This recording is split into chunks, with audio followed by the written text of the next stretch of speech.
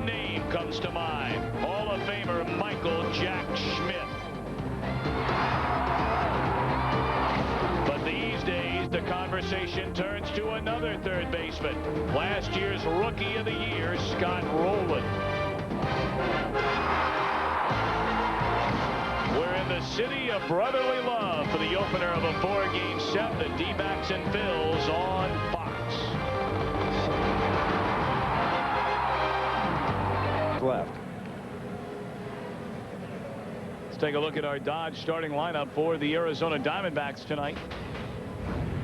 Leading off in center field will be Devon White. David DeLucci bats second and left. Travis Lee is at first, hitting third. Matt Williams back in the lineup at third base. George Fabregas the catcher. Jay Bell his first day off so far this season. Tony Batista plays short. And a ladder third of Brent Brady, Andy Stankiewicz, and Andy Benes. And our Pizza Hut delivery on the main man for the Phils, arguably in the league, Curt Schilling. See his numbers in 7 starts this year. Overpowering fastball that he likes to throw up high in the strike zone. Very important the Diamondbacks hitters lay off that pitch if it's up high out of the zone. The curveball not as effective. You see he's averaging 1.02 strikeouts per inning over the last 6 years. Only Randy Johnson and Pedro Martinez are over 1 strikeout an inning along with Curt Schilling during that time period. The Diamondbacks have won once on this road trip. They were swept in Montreal. They won 1 of 3 in New York. And now, Bob, the road record beginning to get very ugly at 4-17. And the record is ugly, but you can look back and pick out at least a half a dozen ball games that the Diamondbacks could have won or should have won.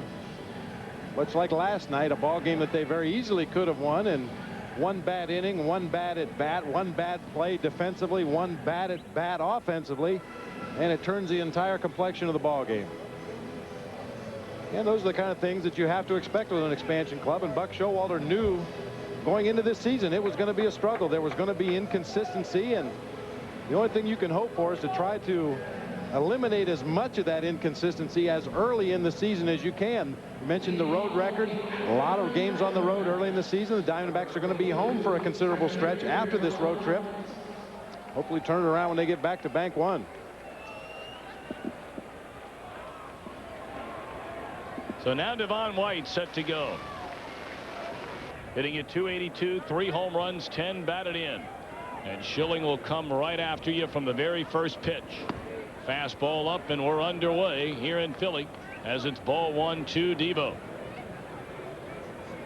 408 to straightaway center, 371 to the alleys, 330 down the lines here at Veterans Stadium, and very much a hitter's ballpark. Now the ball is always carried very well here to all parts of the ballpark, especially straight away from gap to gap. And with the artificial surface and the rain that we had, the 25-minute rain delay to start the ball game here tonight, you figure that there'll be some very funny looking bounces, some very high splashing bounces out there in the outfield tonight. On the outside corner to even a count at 2-2. The Phillies scored 9 runs in Schilling's start back on the 26th of April against the Cardinals. And that is as many runs as they have scored in his 6 other starts combined. So generally the offense has given Schilling very little, if any, support. And certainly no better indication of that than a man who has a 1.80 earned run average and yet is a .500 pitcher on the season. Schilling won 17 ball games last year for this Phillies club. They won 68 as a team. He won 17 of them. 319 strikeouts, of course, last season. Just unbelievable. And only 254 innings pitched. So he's not really surprising anybody this year. He's doing what he's done throughout his career. Rack up the high strikeout totals, keep the ERA down, and have the record around 500 because he's playing for a team that doesn't score a lot for him.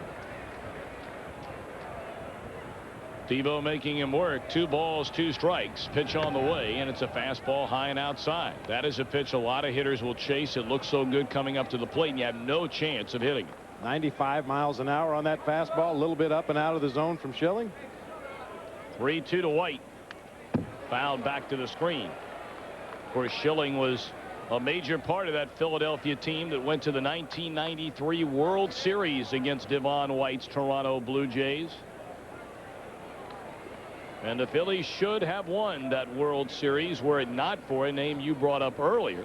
Not solely Mitch Williams' fault, but he blew a couple of games that Philadelphia had won. There's ball 4 to White. He takes a walk to begin the game. 9th walk this season for White. Let's take a look at the Diamondbacks defensively, or rather the Phillies defensively, behind Schilling, Jeffries, Glanville, Abreu in the outfield. With Rolen, the Rookie of the Year in the National League last season. Desi Relaford at short, having a great year. Mark Lewis at second. Rico Brogna, one of the best defensively in the league, at first. Good at bat to start the game for Devon White. Fouled off a lot of tough pitches, laid off a couple of borderline pitches, and was able to work a very rare walk. We know, because we watch these Diamondbacks on a daily basis, Devo doesn't take a lot of walks. David DeLucci off to the great start since being summoned from Tucson. You see the numbers. Already 6 runs batted in, and he has 3 doubles in less than a week. A strike. Can you run against Curt Schilling?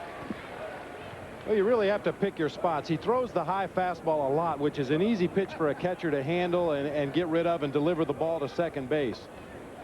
Usually when Schilling is ahead in the count is the best time to attempt to run, because that's when he'll go to his curveball or the split-fingered fastball, a pitch that's much easier to run on because it takes longer to get to home plate, and he's more likely to bounce it in the dirt.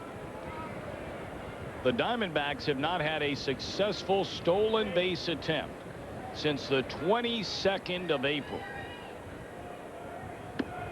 That is almost beyond belief. And until 2 nights ago, they had not attempted a stolen base since the 23rd of April. Well, this would be the count if you were thinking about trying to steal a base here early in the game. This would be a good count to do it on. Schilling has challenged DeLucci with fastballs for the first 3 pitches. He's ahead in the count, 1 ball, 2 strikes. He may try to bounce something up there now. On the ground in the hole, Relaford gets the out at second, or does he? No, his throw pulled off Lewis from the bag. Relaford only 2 errors the entire season, and he'll get charged more than likely with his 3rd right there. Tries to make the off-balance throw. You can see it looked like he kind of caught his shoes there a little bit, found himself off balance, tried to throw from underneath, and I think Mark Lewis thought he had kept his foot on the bag long enough, but from this angle you could tell that Lewis had pulled off to get that throw, and Diamondbacks have it going early.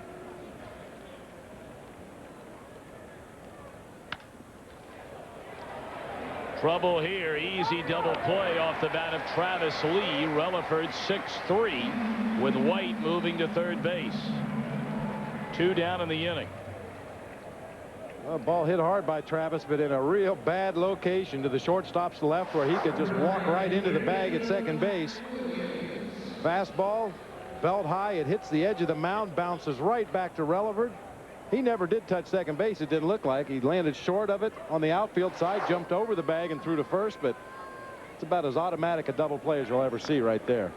Matt Williams now the batter, with Devon White at third base and 2 away against Schilling here in the opening inning. Williams had the day off yesterday. Shows bunt and takes inside, ball 1. And Matty's gone back to the high socks tonight. For quite some time he's been wearing the pants down low, down towards the shoe tops, showing the A on the sock, but now he's got them hiked back up again. An off day. Must have done it to him. Got jammed with that pitch, popped up, and Lewis will get there in time to end the inning. No runs, no hits, an error, a man left. After a half inning, no score. He's come to bat here in the bottom half of the first inning. Diamondbacks left Devon White at third base in the top half. So let's take a look at our Dodge starting lineup for second-year manager Terry Francona, of course a native of Tucson, Arizona. He has Doug Glanville leading off in center. Greg Jeffries back in the lineup. He's been bothered with a bad ankle in left. Scott Rolen is at third. Rico Brogna the first baseman. Mike Lieberthal the catcher. And Bobby Abreu in right. Latter third of Mark Lewis, Desi Relaford, and Curt Schilling. And our Pizza Hut delivery on Andy Benes. You look at Andy's numbers. He's gone at least 7 innings in his last 6 outings. Very solid 6 outings for Andy Benes, and still looking for win number 100.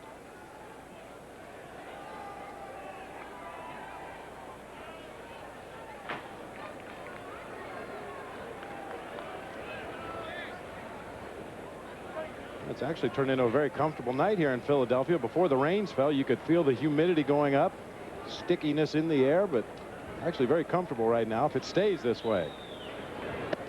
And it's in there, a strike to Doug Glanville.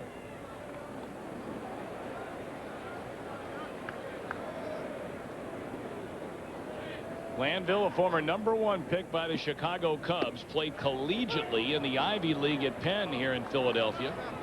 His family lives in nearby New Jersey, and he's very happy to be here with the Phillies. And boy, do they think he has a bright future. Spent a lot of years in the minor leagues. Cubs really never gave him a chance to play. He drops that one down the right field line, and foul ground. Good play made by Travis Lee. 1 away.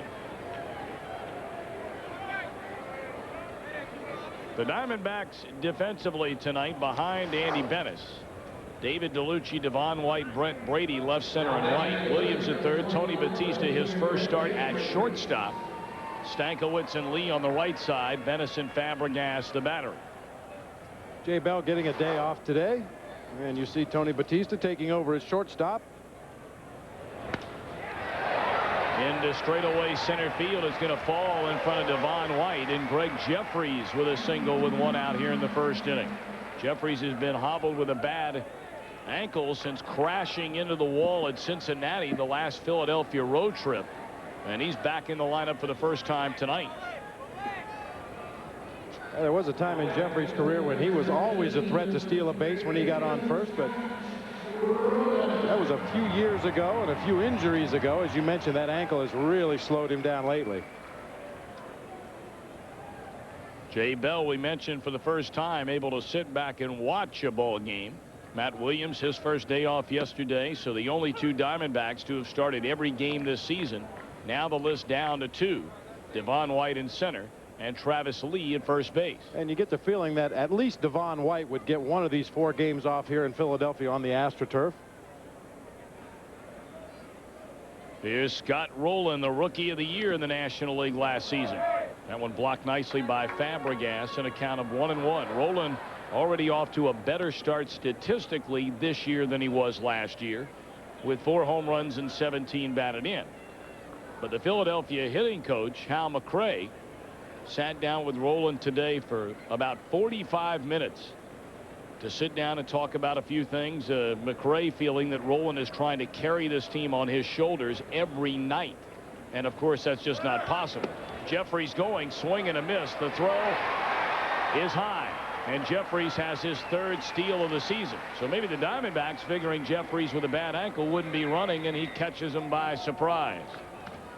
It certainly looked like he caught everybody by surprise there. You know, the Diamondbacks read the scouting reports, they read the medical reports, and Greg Jeffries, you can see, gets a little bit of a moving lead out there, gets out to the edge of the carpet, and he's often moving on Andy Benes' first move to home plate, the head first slide, and the high throw from George Fabregas. So now Philadelphia scoring chance here in the bottom of the first inning. Rowland held up on the swing. 2-2.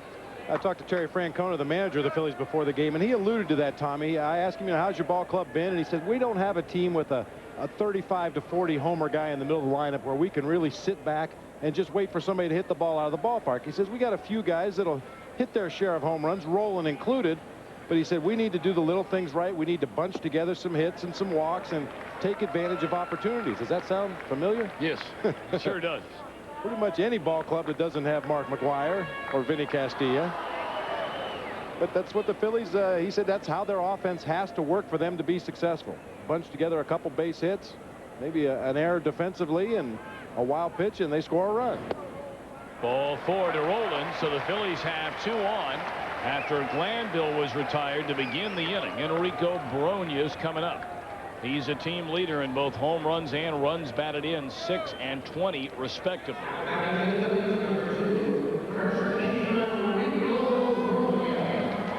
Well, Rico Brogna is a dead low ball hitter. He pulls the ball on the ground to the right side. He usually hits the ball in the air to the opposite field. Diamondbacks playing it pretty much straight away in the outfield, straight away in the infield. 2 on, 1 out. And it's down low and away to Brogna.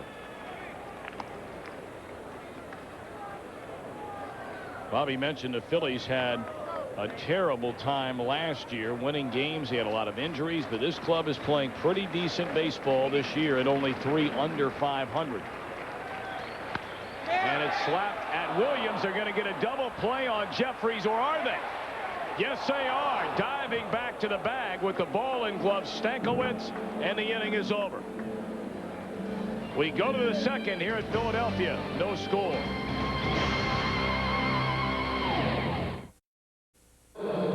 The Phillies had a big double play defensively in the top of the first. Likewise for the D-backs in the bottom of the inning. Oh, Matt Williams catches the line drive off the bat of Rico Brogna.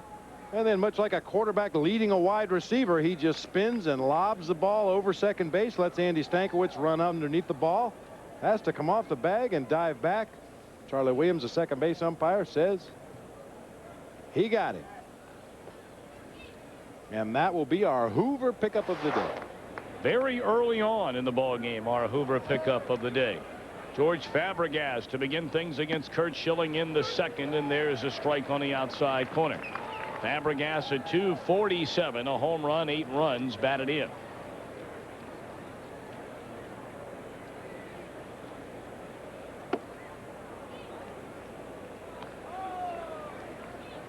We showed you earlier the opposing pitchers and Andy Benes has had to run into this season. Well, the same can be said, of course, about Curt Schilling. And he had the unenviable task of locking up back-to-back starts, April 5th and 10th, against Greg Maddux and the Braves, and both times he beat Maddux and the Braves. 2-1, striking out 15 in the first confrontation. 1-0, a 2-hit shutout, fanning 10 5 days later. And there's his first strikeout tonight. 25 Braves Schilling struck out, back-to-back starts. We've seen the Braves. We've seen the Braves. And George Fabregas has seen enough of Curt Schilling for this at bat. This was just an absolutely textbook at bat. He started him off with a fastball for a strike away, pushed him off the plate with a fastball in, got another called strike away, and then went up the ladder, got him to chase a high fastball. Well, that's the way you talk about it in the meetings. So now the batter, Tony Batista, hitting at .231 with a home run. And it's chopped foul. Schilling's first start of the season against the New York ace on opening day, Bobby Jones. Maddux back-to-back. Brian Meadows of the Marlins. And early in the year, Meadows would be considered the #1 starter the way things have gone for Livan Hernandez. As that one's hit down the right field line, slicing foul and out of play. But then it was Brett Tomko, the Cincinnati ace. Schilling lost that game. Todd Stottlemyre, the Cardinals ace. Schilling beat him. And then Mike Hampton, who's already won 5 games for Houston. Schilling lost to him 4-1. Well, that's why you're the ace. That's why you're the horse of the pitching staff. You're going to go up against the best the other team has to offer, and you're the best that we have to offer. So let's run the 2 best out there and see who wins. You see Tony Batista's got the one ear flapping. Always pulls that one pants pocket out when he can get away with it. Some of the umpires in the National League have told him to tuck that pocket back in, and he's done it, but when they don't tell him to, he likes to leave it hanging out. The 1-2 pitch, and back-to-back strikeouts here in the second inning for Schilling. So he's back up over averaging 1 strikeout per inning after not getting one in the first, and now you see 2 of them. The Schillometer out there. A breaking ball from Curt Schilling, a hard slider on the outside corner. Yeah, most of the time the guys that run those Schillometers or the Shawnometer, they don't wear ties, and those guys are way up in the upper deck in left field. Now at Wrigley Field they didn't wear shirts. Forget about the tie. Well, those guys got cell phones and computers up there. That's a highly organized group. Well, you have to get somebody to fact check up there to tell him whether or not Schilling struck the batter out. Because they certainly can't see home plate from up there. Well, they're getting them ready. They know it's going to be a busy night. Both those guys probably discovered the computer chip. Now they just have a lot of free time. Schilling wanted strike 3 there on the outside corner to Brent Brady. Did not get the call from Bruce Dreckman, the home plate umpire tonight. Kind of surprised he didn't get the call myself. That looked like a pretty good pitch. As good as the 2 pitches he got on the outside corner to George Fabregas. 1-2 pitch, and it's fouled back out of play. Well, Schilling is really a couple of different pitchers. Early in the count, he'll throw his fastball, try to paint the outside corner with it, and he'll throw that fastball at 90, 91, sometimes 92. Once he gets to 2 strikes, if he's going to throw a fastball, it's going to be 95, 96, 97, and usually up high in the zone.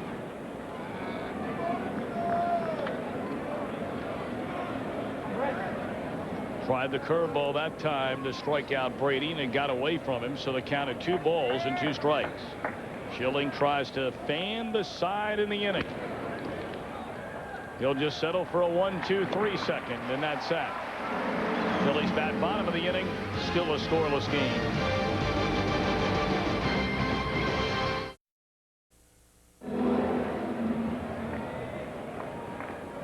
Nothing ball game. Time for our Gatorade trivia question. Who hit the most home runs as a third baseman? Give you a quick minute to think about that. First pitch swinging Mike Lieberthal, and he drops it foul and out of play. Well, seeing as how we're in Philadelphia, that should be a big clue. And I'm not talking about Glenn Wilson either. No. And while Scott Rowland is a very good player, and ain't him either. Charlie Hayes played third here. I think Vaughn Hayes even played a little bit of third base here in his time.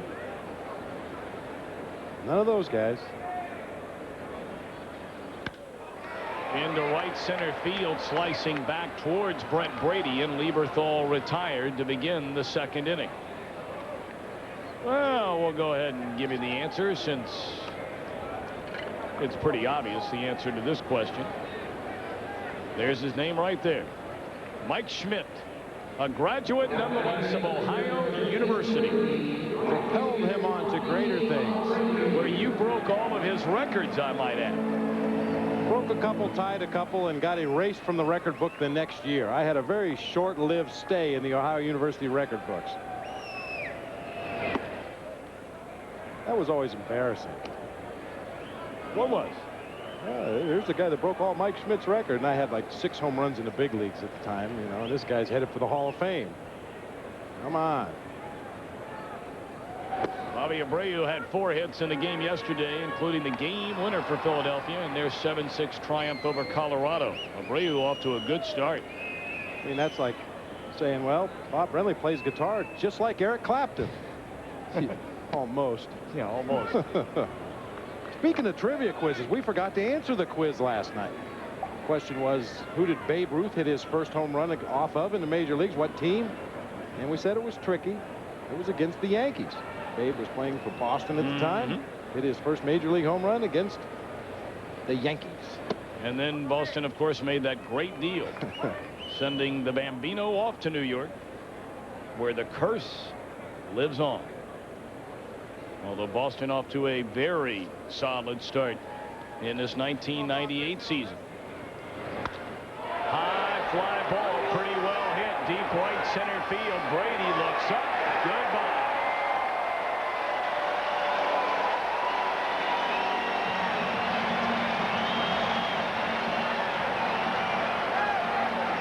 That is the 11th home run surrendered by Andy Benes this season, the most of all National League pitchers.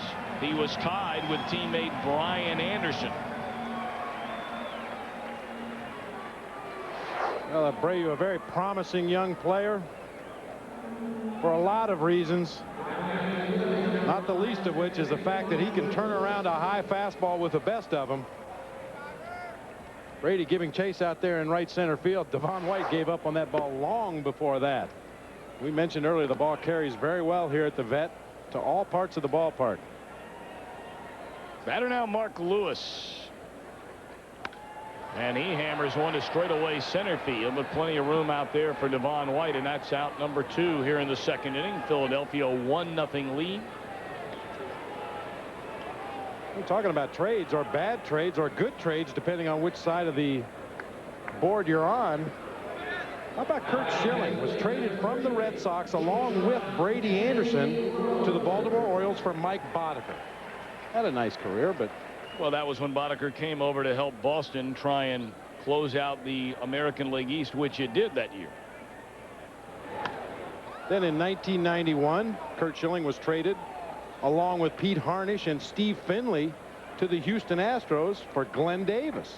Now that was not good. Not good at all. And then came here to the Phillies for Jason Grimsley, who is the only one of those players that we mentioned that is still active in professional baseball. He's pitching in AAA at Buffalo. Monty. Let's make a deal. Well, the Diamondbacks could pull off one of those. I could think of a few guys that it'd be tough to part with, but to get Curt Schilling, we'll give a AAA pitcher for Curt Schilling. Yeah, we'll throw in a A-ball outfielder and a rosin bag and a TV color analyst. Yeah. You'd be big here in Philly. You already are big here in Philly. If I keep eating this pizza in this town, I'll be real big in Philly. Best pizza in the league. 1-2 to count on Desi Relaford, and it missed outside a low. What about the famous Philly cheesesteak? Those are pretty tasty too. Oh man, 24 hours a day, 7 days a week. Gotta get one right after the ball game tonight. 2-2 to Relaford. On the ground, it's Stankiewicz, and he's there to throw him out in time, and that'll end the inning. 1 run, 1 hit. Abreu plays long ball, and the 2. Phil's lead 1-0.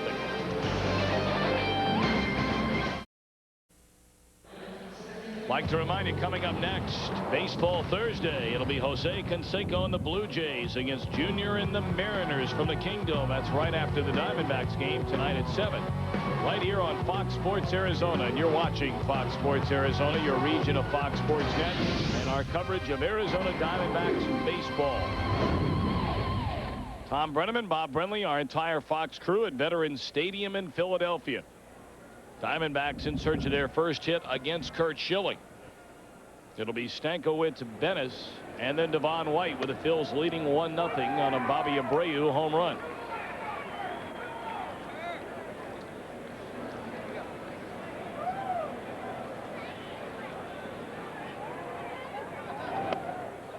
Low and away to Stankiewicz, and a count even at 1 ball and 1 strike. Stankiewicz, a .210 batter with 2 runs batted in. Schilling has gone 3 straight double-digit strikeout games, as that one is fouled away. He already has 2 here tonight. His loss to the Reds, he struck out 11. When he beat St. Louis, he fanned 13, and then 13 his last start in a loss against Houston. And he has 34 double-digit strikeout games, 5 this year. That's 6th among all active pitchers. And how about the list in front of him? Randy Johnson, Roger Clemens, David Cone, Dwight Gooden, and Mark Langston. Pretty good company right there. And that's his 3rd tonight.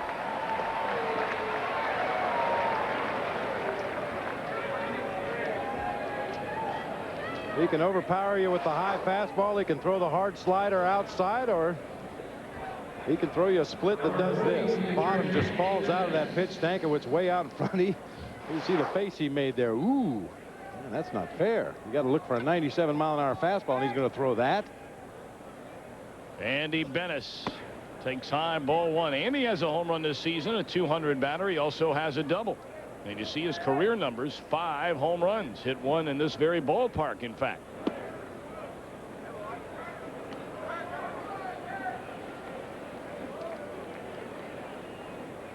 Tomorrow night it'll be Willie Blair against Tyler Green, and again we'll be right back here on Fox Sports Arizona beginning at 4 o'clock in the afternoon Arizona time.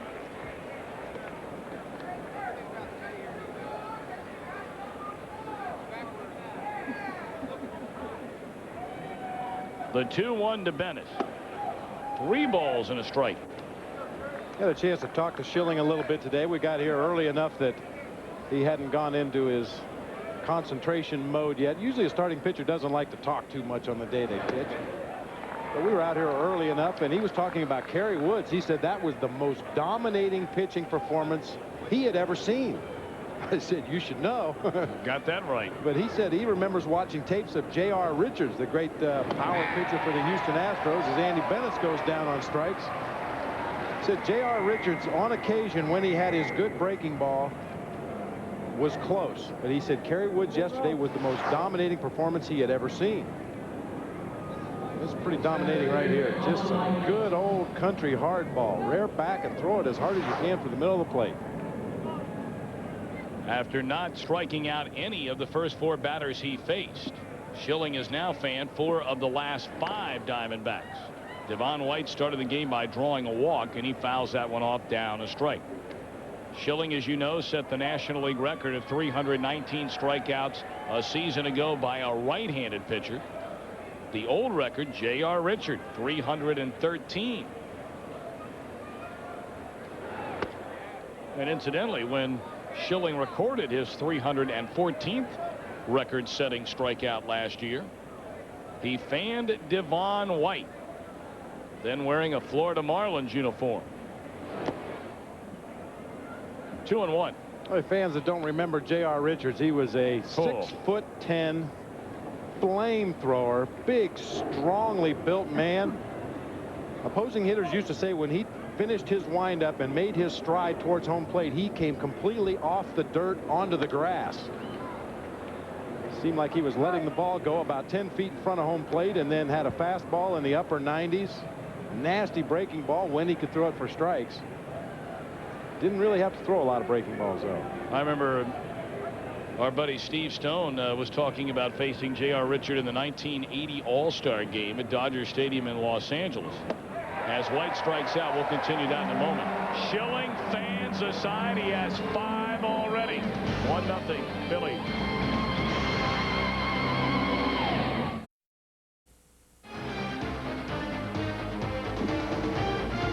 Diamondbacks on Fox Sports Arizona, brought to you by your Greater Phoenix Ford dealers, where you can find 5 of the top 10 selling vehicles in America. By America West Airline, the official airline of the Diamondbacks, and by Hoover. Nobody gets the dirt like Hoover. Nobody.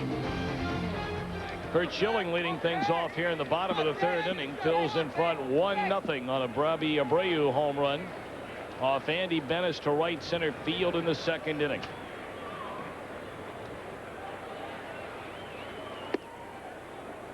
One ball, 2 strikes. Starting to tell a story about Steve Stone and getting back to J.R. Richards. Richards started the 1980 All-Star game against Stone at Dodger Stadium in Los Angeles, and because of television, they started that game during twilight out west, about 5 o'clock in the afternoon. Stone came to bat in the 3rd inning of the game, walked up to the plate. J.R. Richards did not allow a base runner through the first 2 2/3. He was going for a perfect 3 innings. And Steve Stone looked at Johnny Bench and he said, I'll make you a deal. You go out and tell him I will not take the bat off my shoulder if he promises me he won't get anywhere close to hitting me. And then on the next 3 pitches, Stone said he never saw the ball 1 time. Not for a split second. They had Richard on the gun at 100, 99, 101, and all you heard was the explosion of the catcher's mitt when it went into Johnny Bench's glove. Said it was horrifying. Horrifying. There's strike 3 on the outside corner to Schilling. First strikeout of the game for Andy Benes. That can be a very scary feeling when you know somebody's out there on the mound rushing it up there that hard. Andy Benes with strike 3 to his counterpart here, and you can't see the ball. I mean, literally, you don't know where the ball is. It could be coming at your head. It could be over the heart of the plate. It could be at your kneecap. It could be over the backstop. For all you know, you cannot see the ball. That's not good. Not good at all. No. It used to be the same way when we'd go into Chicago, and the Cubs used to play that late afternoon businessman special game, and invariably you would get Lee Smith at the end of the game throwing out of the shadows. Oh, brother.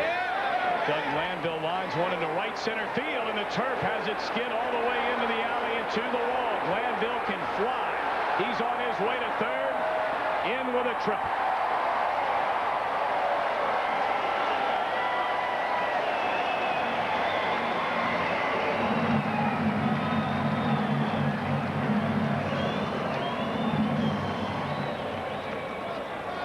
Well, the AstroTurf is always going to play much faster than natural grass, but especially when there's water on it. May get a chance to see this ball hit in hydroplanes, and the first bounce really skips. Pow! You can see that ball just accelerated into the gap out there. It looked initially like Devo may have a chance to cut the ball off before it got to the wall, but that first skip off the wet turf just shot right through the two outfielders. Fourth triple of the year for Doug Glanville. Now the infield in with Greg Jeffries the batter. Jeffries singled to center, stole second, was doubled up on a line drive off the bat of Bronya, ending the first inning.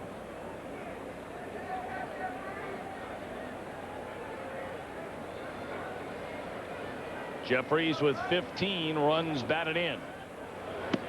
And it's outside and low. 2 balls, no strikes.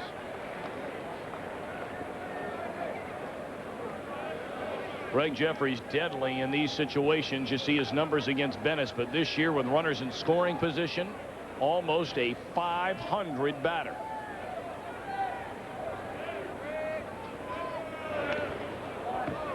Breaking ball fooled him there. Fouled away, 2-1. I can remember when Greg Jeffries was just coming up through the minor leagues, reading an article about some of the unusual things that he used to do to improve his hitting. He used to take a bat into a swimming pool and practice his swing underwater in the pool. Used to go into a darkened gymnasium, very few lights on, and try to hit little white golf balls, little white wiffle balls in the dark. I have to say it worked. Greg Jeffries has always been able to hit the ball. Yeah. Career .291 hitter. He's got serious defensive liabilities. The Phillies are trying to hide him out in left field this year. They've tried him at third. They've tried him at first. Moved him all around the field, and no matter where you put him, he's going to cause some problems with the glove, but more often than not, he makes up for it with the bat. 3-1 pitch is a strike on the outside corner. Jeffries thought it was outside and was on his way to first base. And the rain again now returns in Philadelphia. Seen a lot of this through Montreal, New York, and now Philly. Glanville at third, 3-2 pitch. High bouncing ball to Batista, and he has no throw home. Glanville got a good jump, and that second bounce cost Tony. Give the RBI to Jeffries, a 2-0 Phillies lead. And you see Jeffries still limping badly on that ankle. Well, we've talked about this before. A runner at third base will get instructions from the third base coach. Either go on contact or make the ball go through. On that particular pitch, Glanville was going on contact, got a great jump at third base. You see John Vukovic, the third base coach. And even with the infield drawn in, Glanville got such a great jump that Batista wisely got the out at first base. I don't know if they would have had him at home plate if Batista made the throw. That man can motor. I tell you, Doug Glanville is a good-looking young player. You're going to hear a lot about him in the future.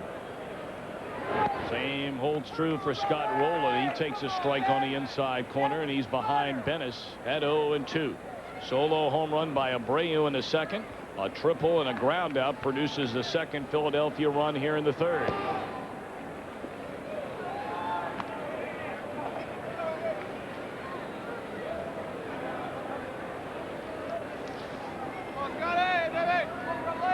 The 1-2 Benes to Rowland. Foul tipped into the mid of Fabregas, and George didn't know how many outs there were. He was getting ready to throw down to third. That's the third out of the inning. Greg Schulte comes over in the fourth. 2-0 Phillies in front.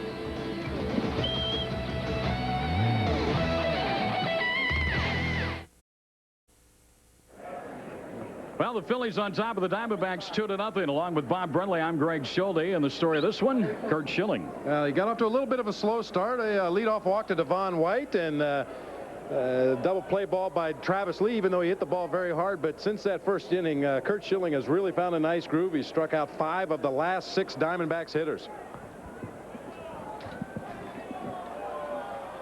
So the leadoff man here for the Phillies as the rain continues to fall at the vet.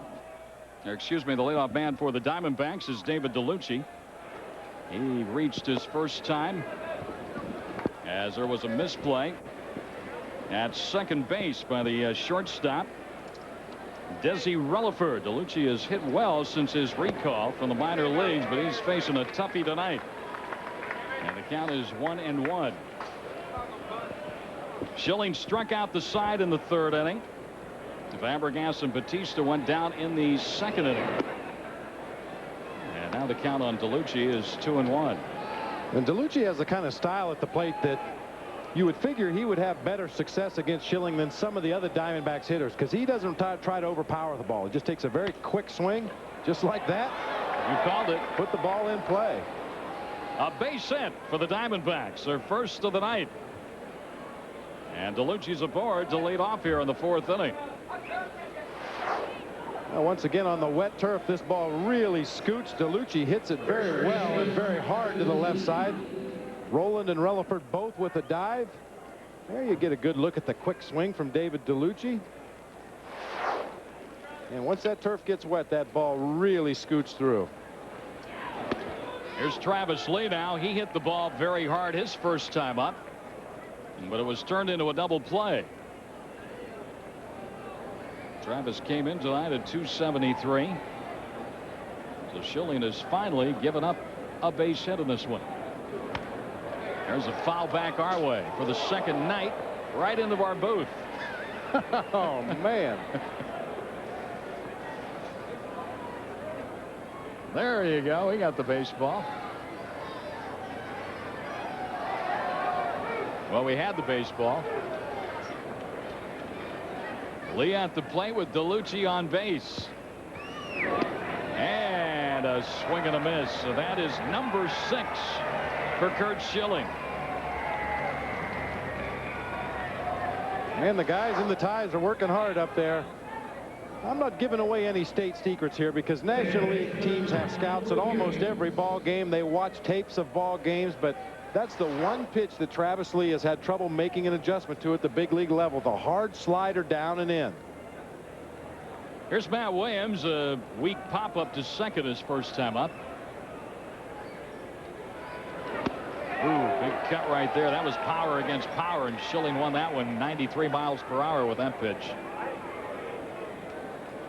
Well, most hitters feel that's your best chance against a pitcher like Schilling. Get that first fastball, because Curt Schilling wants to get ahead.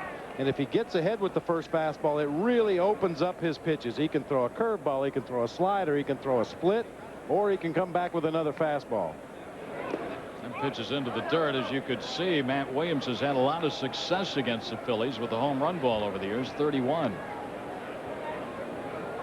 Mike Lieberthal, the Phillies catcher, he had a big breakthrough year offensively for this ball club last season with 20 homers and 77 runs batted in. He was always thought of as a defensive specialist, but put up the big numbers last year, and the Phillies are hoping for more of the same from him this year. Right now he concentrates on calling pitches for that man, Curt Schilling. The runner goes, and Williams fouls it back into the seats. So Buck Showalter put the run on, and DeLucci was off on the pitch, and Williams fouled it back, and now it's 1-2. Well, Matt Williams has already grounded into 6 double plays this year.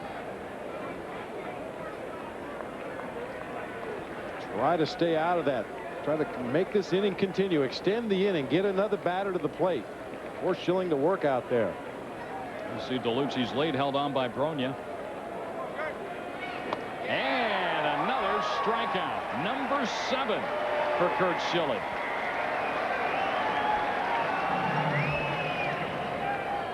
Seven of the last 9 men to bat have gone down via the K.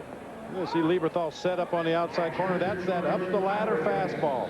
Probably a little bit out of the strike zone up high, but it looks so good coming up there to the plate. Schilling doesn't have a lot of movement on his fastball. It's pretty straight when it comes up there.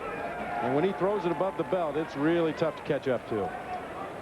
And Matt Williams did not catch up with it. Fabregas, a strikeout victim, his first time up, is in.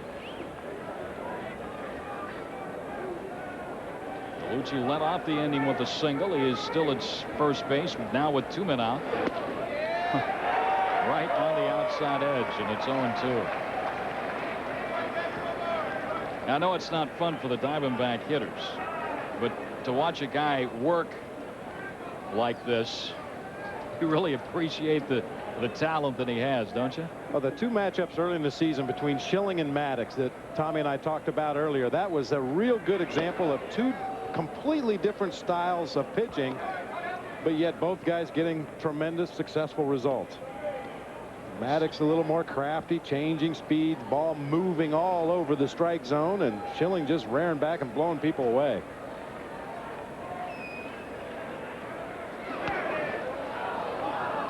Fabregas stays alive at 1-2. A home run by Abreu with one out in the second. A triple by Glanville and an RBI ground out by Jeffries. The 2 runs in this ball game for the Phillies. And Schilling, who has an earned run average of under 2, is in pretty good shape here.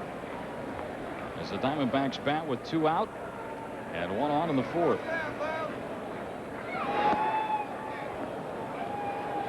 Two and two now. Pretty good play there by Lieberthal. Not an easy pitch to handle.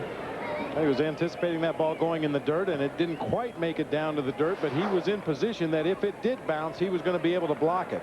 He ends up catching this ball clean. He gets underneath it, but you can see he was out there just in the event that ball hit in the dirt. He was going to keep it in front. DeLucci at first with 2 outs. And Fabregas wasting some of Schilling's offerings here on a 2-2 count.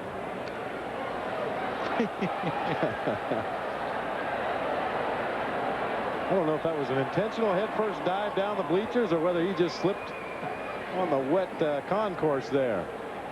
This is the city of brotherly love, after all. And another foul ball by Fabregas. And as you can see, George having a hard time getting the barrel of the bat out in front of home plate. A lot of times when you get a runner at first base with a left-handed hitter at the plate, you hesitate to run the guy because you want to leave the hole at first base. We're going to get a look at down on his seat he goes, and he goes, oh, heads up. Some very acrobatic, athletic gentlemen right there. There's a chopper too short. Relaford flips to Lewis. They get DeLucci coming into that set. The hit first of the game for the Diamondbacks, but after 3.5 they're still down 2-0. Well, what's on tap? Brought to you by Miller Lite. The remaining schedule, you can see the Brown Knights game on Fox Arizona and 3 TVs Saturday night and Sunday morning breakfast with the Diamondbacks. 10:30 a.m. in fact. Andy Benes back to work. Rico Brogna steps in here. And Brogna, Lieberthal, and Abreu. And the first pitch. There's a striker. SRP Power Performers, Brogna and Roland. This season combining for 10 home runs and 37 runs batted in. And they follow one another in the batting order. Roland hits third, Brogna fourth. Benes has struck out 2. He's walked 1, given up a total of 3 hits in the game. 1-2 now. One of those hits left the ballpark. Abreu, that's the 51st home run, by the way, given up by Diamondback pitching this year. Now that leads the major leagues.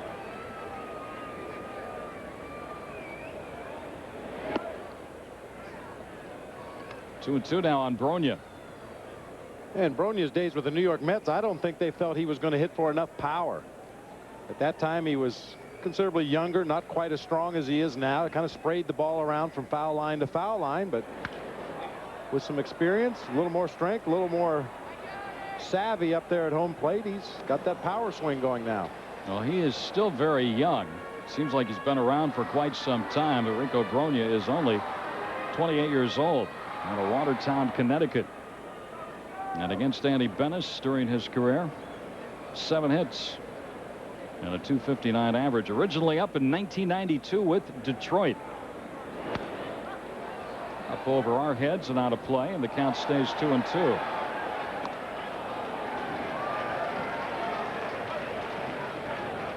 Started in baseball back in 1988 at Bristol. Rico Brogna. That pitch just missed a little bit low, and now it's full of 3 balls, 2 strikes.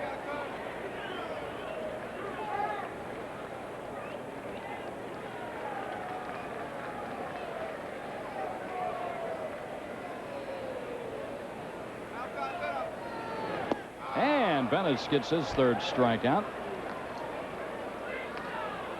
One out in the fourth for Mike Lieberthal. And Benes strikes out Bronya with a changeup.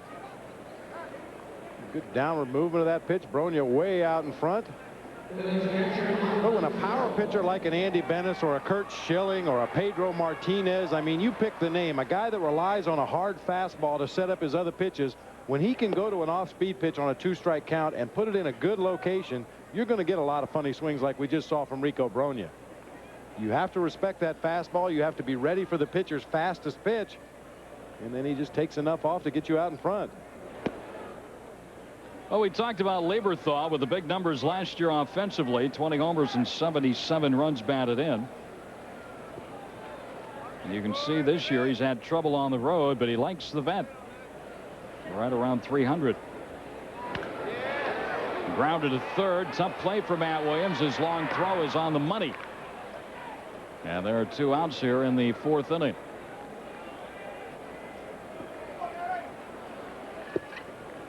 And up steps Bobby Abreu. And how far did it fly? Well, according to America West Airlines, Bobby Abreu's home run traveled 383 feet. And at that time, it gave the Phillies a 1-0 lead. They've since added a run and lead it 2-0. High ball 1. And Abreu showed in that first at bat with the home run on a high fastball that, unlike a lot of left-handed hitters, he handles that high pitch. 1 ball 1 strike now. Signed by the Astros at the age of 16.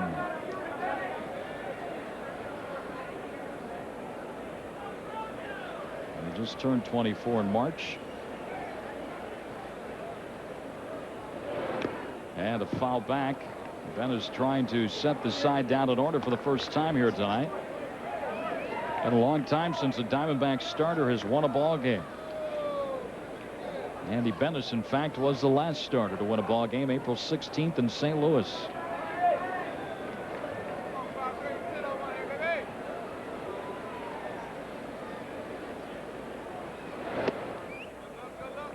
Two now on Abreu with Mark Lewis on deck.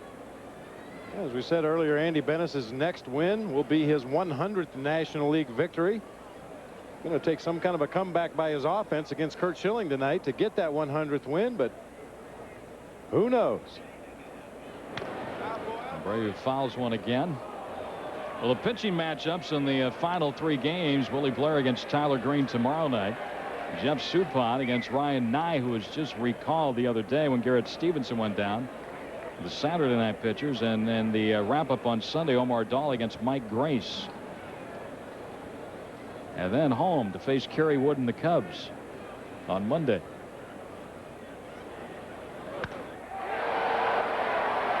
Right at Devon Hoyt. He's got it. Now that's it.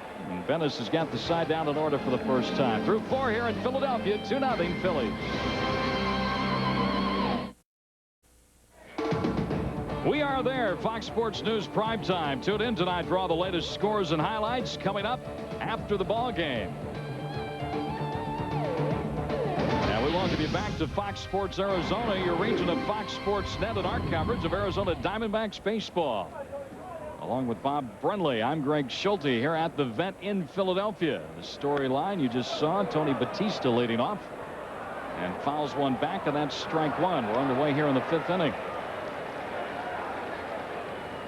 It was kind of a nice day here up until about half hour or so before the game was scheduled to start.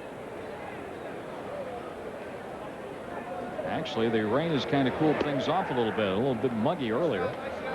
1-1 now on Batista.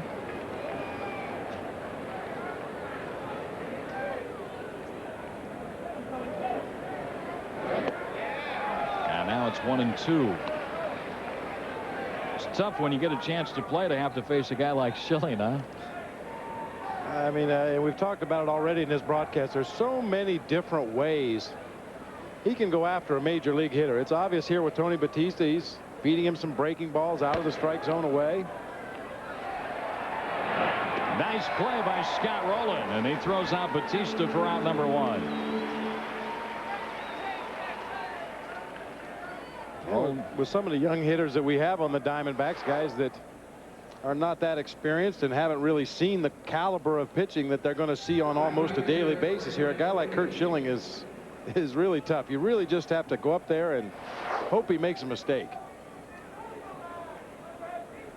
Brent Brady grounded out his first time up.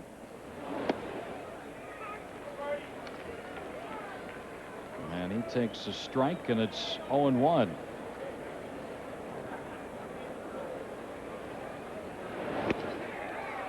Oh, and 2. Schilling did not get a strikeout at his first inning of work. He struck out 2 in the second, struck out the side in the third, struck out 2 in the fourth. So his total is up to 7 in the ball game.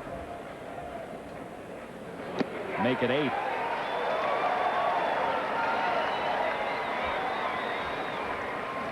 Two up, 2 down.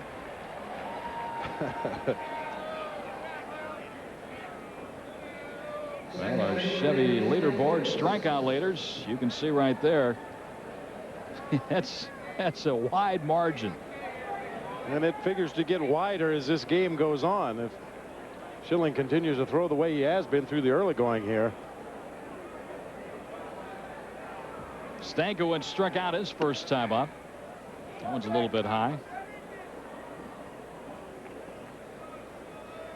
Rain continues to fall here at the Vet in Philadelphia tonight.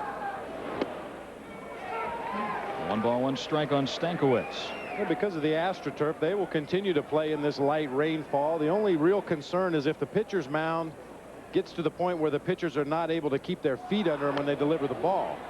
If you start seeing either one of the starting pitchers start to slide around out there on the mound, that's when it becomes a concern, not only for the umpires, but for the hitters. Yeah. But as you could see, as Schilling was kicking around at the dirt there on the mound, there's still some dust being raised, so not that wet yet out there on the mound. And the grounds crew here at Philadelphia, they're very good about dealing with rain because it happens so often back here early in the season.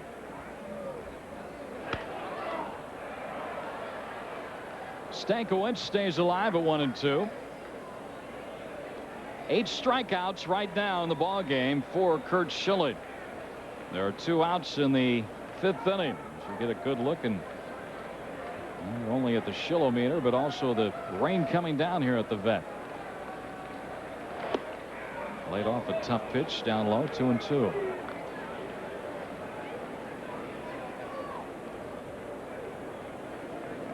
Yeah, the farmers need the rain.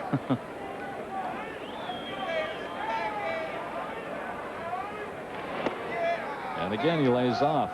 Schilling tempted Stankiewicz twice. Twice he did not offer. What's he going to see here? The heat? Well, normally you would think Schilling's going to rear back and throw that high fastball right here, but as this game has progressed, he seems to be gaining more and more confidence in his breaking pitches. Got to go back to number 1, though. And Stankiewicz sends another souvenir out of play.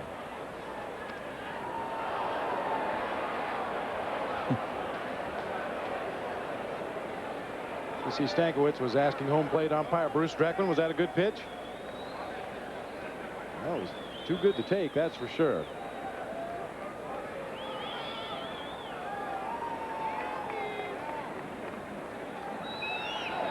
Strike 3, that's 9 strikeouts in the first 5 innings for Curt Schilling.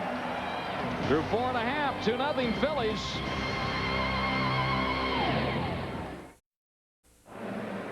Well, that guy's been tough for the Diamondbacks tonight. 9 strikeouts for Curt Schilling, including a strikeout of Andy Stankiewicz to end the 5th. 3-2 fastball. You can see Lieberthal moves out on the outside corner. That pitch is probably a couple inches off the corner.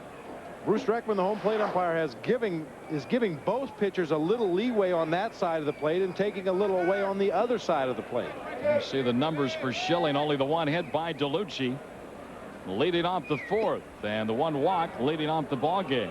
So he has been staggering since that time against the Diamondbacks. The leadoff man here is Mark Lewis. Desi Relaford and then Schilling will bat in the 5th. That was about the same pitch that Schilling got the strikeout his last time, but this one's called a ball.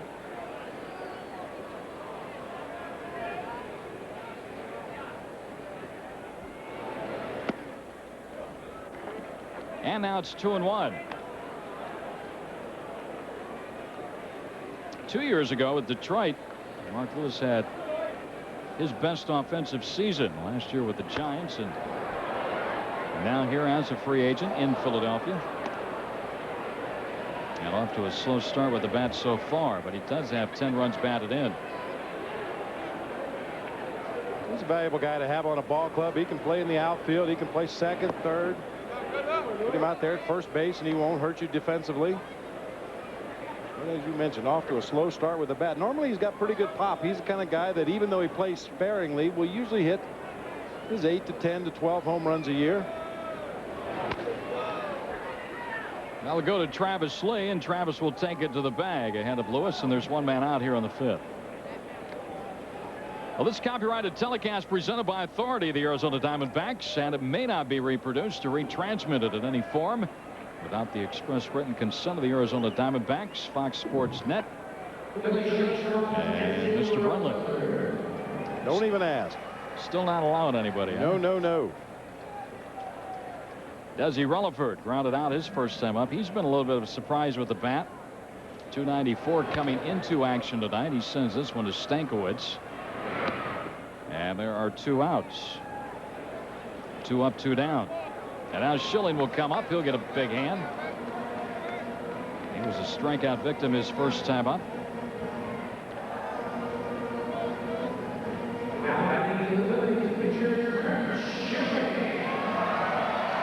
Talking to Curt Schilling before the game, he was 1 for 15 on the season coming into tonight.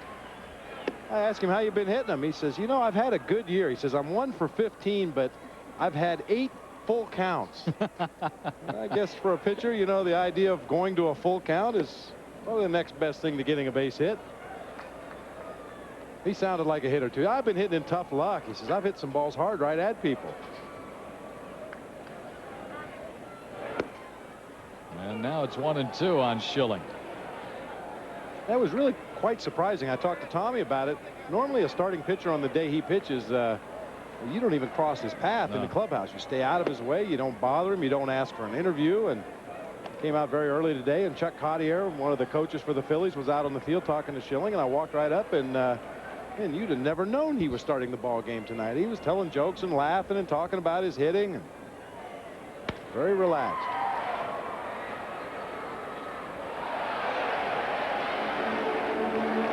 This Phillies bunch is a very loose group over there. Terry Francona, their manager, is not that far removed from his playing days.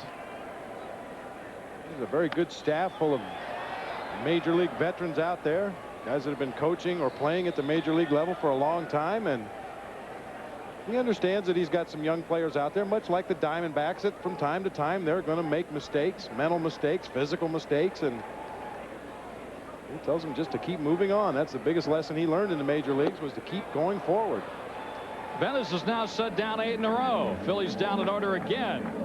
We go to the 6th inning here at the Vet in Philadelphia. Our score, Philadelphia 2, Diamondbacks nothing.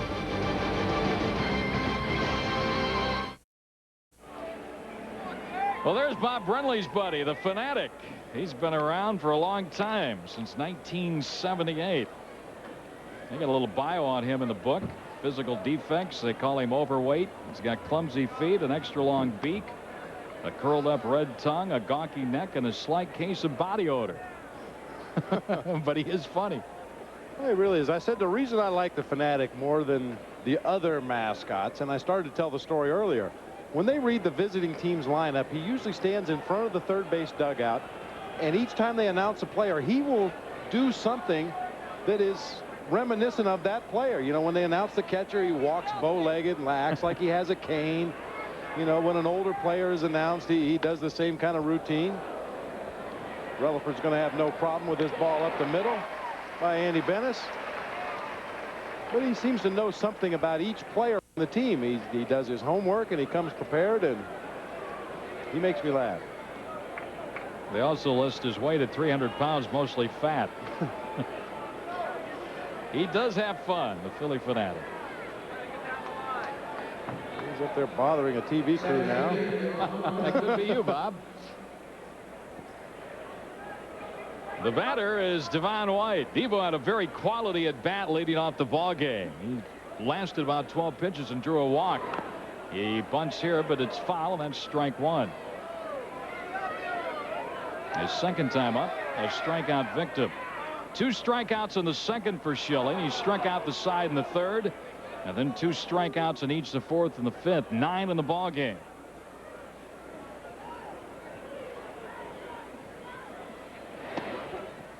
Yeah, there's a pitch down low, and as I look back here, I was figuring this out. There has not been a fly ball out yet. Matt Williams hit a little humpback liner to the second baseman. So nothing to do for the outfielders except the left fielder Greg Jeffries, who fielded a ground ball single off the bat of DeLucci. Now it's 1-2 on Devo. That's why I never wanted to play outfield. Just standing around out there watching Schilling strike guys out. Hard to stay loose. Hard to keep your head in the game. Sometimes you see those guys out there working on their swing in the outfield. There's another strikeout, number 10 for Curt Schilling. My red pen's getting a lot of work in this one. Looks like somebody cut themselves shaving over the scorebook right here. Breaking ball down and in to Devon White. Tough pitch to lay off of with 2 strikes. 35 career games with 10 or more strikeouts now for Curt Schilling. That number is going to go considerably higher before all is said and done. DeLucci right side. Oh, nice play by Bronya. And they don't connect. Schilling running over there. Had to go off his glove. Somebody's got to get an error. I would think on this play the error would go to Schilling. Bronya makes a nice play to get over in the hole, makes the play, spins around. Throw is a little bit behind Schilling, but you can see he turned his head to pick up first base before he caught the ball. That's always a tough play. Once again, like a quarterback leading a receiver, and you're better off usually throwing it soft and to the bag. Let the pitcher run to the ball, and the error is indeed going to be charged to Curt Schilling. Right. Now Travis Lee. Well, Travis represents a tying run. Your buddy is here, Mr. Brenly. Man, how you doing? Hey. My guy, my guy. You talk about a guy who just got attacked. Wow. You know, if you were Youppi, I'd have to throw you out of this booth. You're my guy. All right, yeah. He didn't give you a little tongue kiss.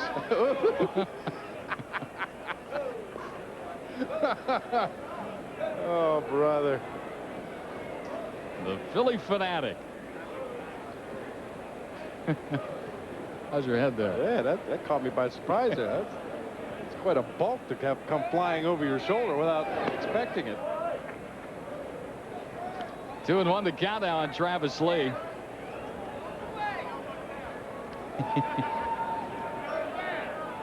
Well, Travis with a long one here, and he leads the Diamondbacks in home runs with 7. Could tie this ball game up, and wouldn't that be a nice thing to happen here in Philadelphia? I'll tell you that one thing in the bio about body odor, that was correct. The guy that works as hard as he does, climbing around on the catwalks outside of the booth and doing all of his histrionics out there on the field. He's working up a lather underneath all that fur. Whew. And that's ball 4. That's the second walk given up by Curt Schilling. He pitched very careful to Travis Lee, and now he faces Matt Williams. And Matty represents the go-ahead run. Tying runs are on base here in a 2-0 ball game in the 6th inning. Well, Matty struck out his last at bat back in the 4th inning, but he had some real good rips at Curt Schilling in that at bat. Got a fastball on the inside part of the plate, first pitch. Took a real good hack at it. Matt waits on deck as Schilling converses with Mike Lieberthal on the mound.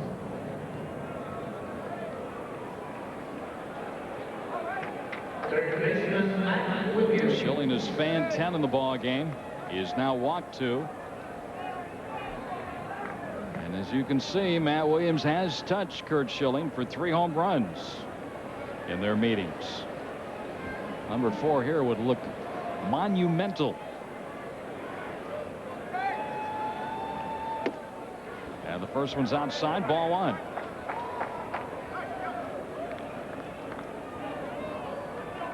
DeLucci, the base runner, at second. Williams is a batter. And there you see Travis Lee at the bottom of the screen on first. He walked. DeLucci reached on an error. All this with 2 men out. And now it's 2-0, and the on-deck hitter's Fabregas.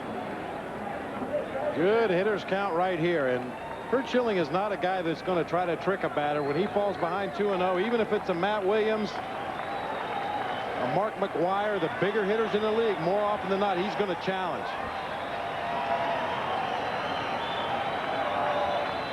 A little bit too long. Lieberthal going through a series of signs there, and Schilling didn't apparently like anything he saw.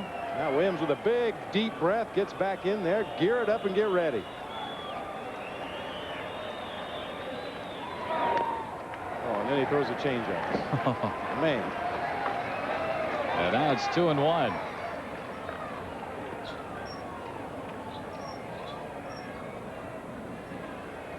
And Matty couldn't hold up. He was geared fastball, thinking fastball. Gets the off-speed pitch and just couldn't hold up.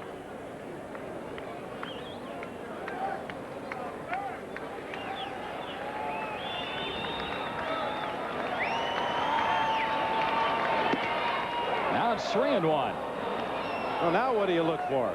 He threw a changeup on the 2-0 pitch. The last fastball was clocked at 93. He can throw much harder than that. Now, this is the dilemma you run into as a major league hitter facing a good big league pitcher. Normally he would give in and challenge with a fastball. He's got a lot of confidence in that fastball, but you can never be sure. They're loaded up. And Fabregas will bat. Third walk given up by Schilling. And now Galen Cisco's going to trot to the mound. He is a pitching coach with his Philadelphia team.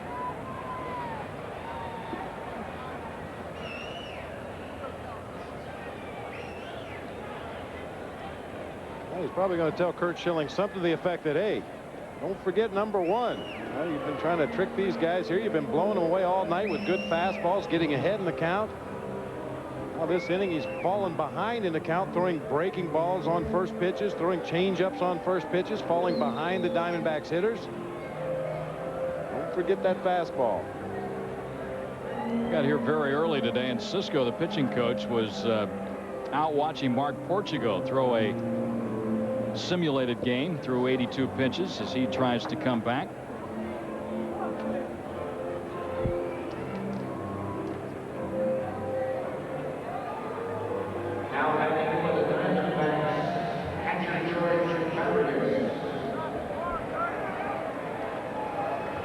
You get a look at the base runners. Lucci at third, Lee at second, Matt Williams at first.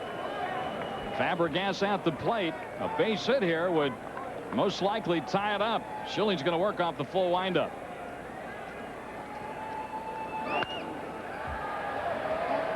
And I think it's going to reach the seats. It will. And this time a first pitch fastball. George Fabregas, career with the bases loaded, .342 batting average. Throughout the game tonight, George has had a little trouble catching up with that fastball from Curt Schilling. A lot of foul balls down the third base line. And normally when a hitter's having trouble catching up to the fastball, you don't do him any favors. Don't throw him an off-speed pitch. That speeds up his bat and allows him to put that ball in play. Usually if a guy's fouling the ball off to the third base side, you keep hammering him with fastballs. There's another one.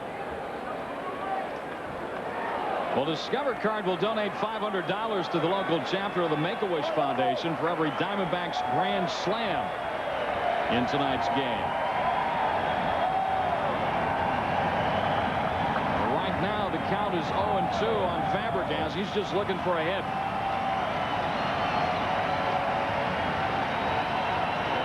And a strikeout. Lieberthal steps on the plate. 11 strikeouts now on the night for Schilling.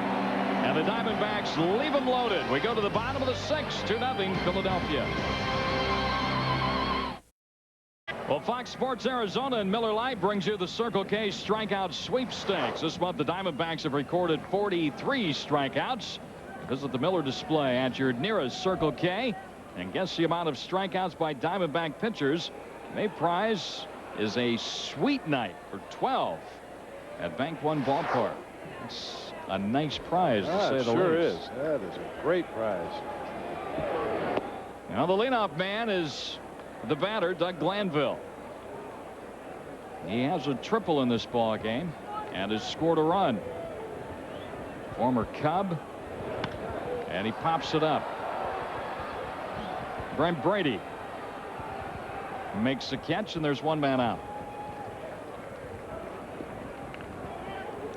One out in the sixth for Greg Jeffries. His ground ball in the third inning.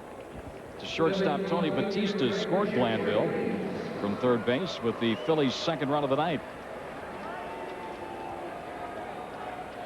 Benes is now sent down 9 in a row.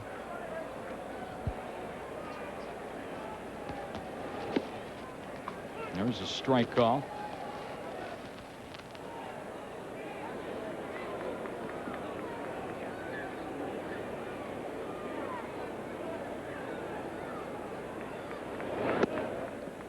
And now it's 1-1.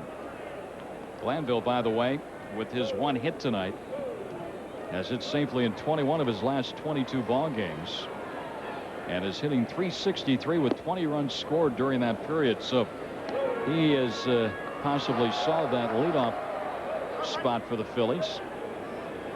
I don't think there's any doubt about that. We've talked about Glanville at length, and good-looking player, good-looking fielder, very smart player, seems to be in the right place at the right time, can steal a base.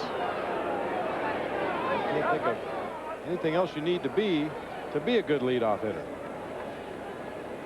This guy at the plate, Greg Jeffries, a very good contact hitter. Does not strike out very often. But that was close to striking out right there. That pitch just missed from Benes. And now the count has gone full at 3-2. Right side, Lee will shuffle off to Benes. And there are 2 outs. That's the way you turn that play. Lee giving the ball to Benes in plenty of time where he could catch and then run to the bag. And the underhanded toss is always much better. You'll see Travis gets to the ball in good shape and then turns and runs towards first base. The nice soft underhand toss is leading Andy Benes right to where he's going to end up at first base. Anytime you stop and try to throw that ball overhand, it becomes a much tougher play. Outside to Scott Rowland here. Still no errors on the season for Travis Lee at first base. We see him play every day, and it's really hard to believe he's still a rookie. Actually, he's not once you start playing ball games, but he is in his rookie season here in the major leagues, but not playing like one. Well, you really do take it for granted that this guy's been around for a while. He carries himself with such poise. He doesn't seem to overmatch at the plate, with very rare exceptions when he's faced some tough pitchers, and they've made some nasty pitches on him. And defensively, he has handled everything that's come his way. Looper to right. That's going to get down in front of Brady for a base hit. Rowland will try for 2, and he will make it. That's just good hustle right there by Scott Rowland. Well, we're seeing 2 of the better young players in the game here tonight. Brady went over, got to the baseball, but then had to throw cross body, and Rowland beat the throw into second. And Brady goes after the ball a little bit tentatively out there in right field. The AstroTurf, if you haven't played on it before, you're never quite sure what kind of bounce that ball is going to take. That time it seemed to really sit down on the turf, and as you said, Rowland hustling out of the box. Boy, he has really endeared himself to the fans here in Philly in a short amount of time. They love his work ethic, love the way he goes about his business, and he puts up the numbers. Well, the National League Rookie of the Year last year. And we may be seeing Travis Lee in that category this year. Throw to first is in time. The hit wasted. Tom Brenneman rejoins you in the 7th inning. I'm Greg Schulte. 2-0 Philadelphia. Well, we're back at Veterans Stadium where it's been the Curt Schilling show here tonight. He has fanned 11, and thus the Phillies lead the Diamondbacks 2-0. Schilling doesn't need a whole lot. And he doesn't need a whole lot of help, that's for sure. The home plate umpire has been very good tonight. Bruce Dreckman has made the pitchers throw the ball over the plate for the most part, especially on the inside part of the plate. He's given them a little bit on the outside corner, but nothing on the other side of the plate. And when you force a big league pitcher to throw the ball over the plate and he still punches out 11 batters, that tells you that he's got some tremendous stuff going tonight. Tony Batista to begin things here in the Diamondbacks' 7th inning, and he looks at ball 1 down and away. Tony struck out against Schilling in the 2nd inning. And you can say that for everyone in the Diamondback order with the lone exception of the rookie David DeLucci. Batista bounced to third his last time up, and it's a strike. 1-1. Schilling did not strike out a batter in the 1st inning. That has not occurred again since. 2 in the 2nd, 3 in the 3rd, 2 in the 4th, 2 in the 5th, and 2 in the 6th. Schilling now at the 102 pitch mark, 65 of them for strikes. This guy's a horse, though. He'll throw as many pitches as he needs to complete a game. Strikeout pitchers generally do throw a lot more pitches than sinker ballers. Ball hit hard down the right field line into the corner, and that's a fair ball. Tony Batista on his way to second base, and he's in there with a stand-up double. Only the 2nd Arizona hit off Schilling tonight.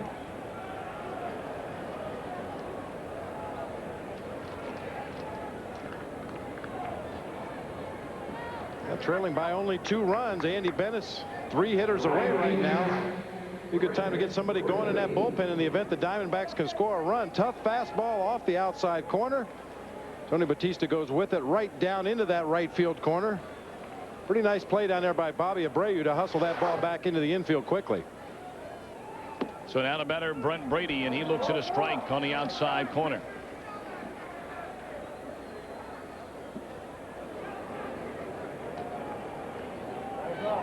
Nobody warming up in the Arizona Diamondback bullpen, which at this point in the game is a real surprise, as it's fouled out of play by Brady, who is the number 7 hitter in the batting order. Stankiewicz is in the hole, and then Benes. And of course the Diamondbacks are trailing 2-0. Well, you get very few opportunities to break through against a pitcher like Curt Schilling. Andy Benes has pitched an outstanding ball game tonight. Well, we've said it before, you've got to score to win.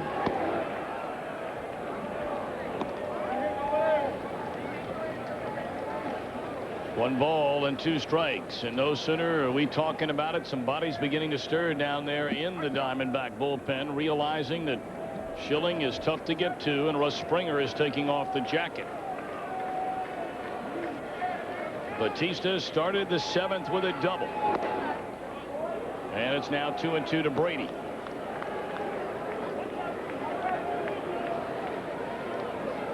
Yeah, it looks like Russ Springer beginning to throw down there. This is one of the more uncomfortable bullpens in all of baseball. Down there in the bowels of the stadium, the football stands are behind that black tarp that you see right there. Schilling not getting that call. There you get a look at the bullpen area for the Diamondbacks down the left field line. Philadelphia down the right field line. Very little room there. If you get 2 pitchers up at the same time, it's scary for a catcher.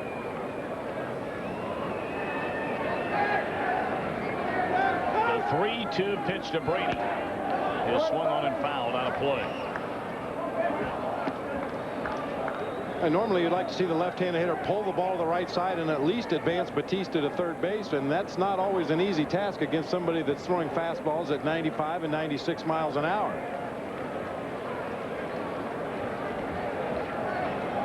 Batista the runner at second with none out, and again the 3-2, and again Brady hits it down the left field line and out of play.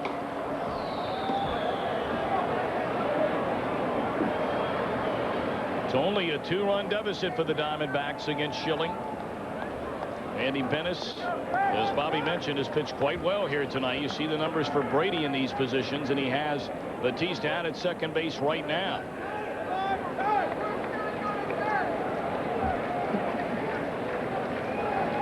Three balls, 2 strikes, and Brady gone swinging. Number 12 for Schilling.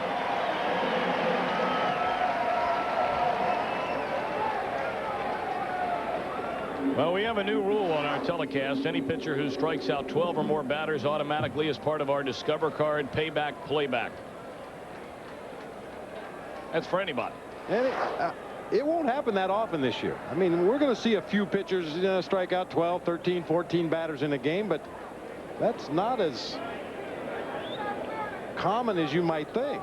Well, you know, the amazing thing, I made a comment over on the radio. I'm sure you guys did here on TV. At the end of the 5th inning, Schilling had 9 strikeouts, and the Diamondbacks had 4 at-bats to go.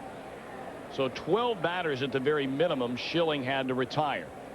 To get to Kerry Wood's 20 strikeout mark from yesterday, Schilling would have had to have fanned 11 of the final 12 batters he faced just to reach 20 to tie it. So that gives you an idea of what Kerry Wood did yesterday. And I know a lot of you are saying, well, no kidding. It ties a major league record. But comparatively speaking, that's what Schilling would have had to have done. And it's mind-boggling. Line drive, left field, a base hit off the bat of Stankiewicz. Scoring is Batista, and a good play by Jeffries to cut it off in left center field. But the Diamondbacks have now sliced the Philadelphia lead down to 1 run. A 2-1 ball game.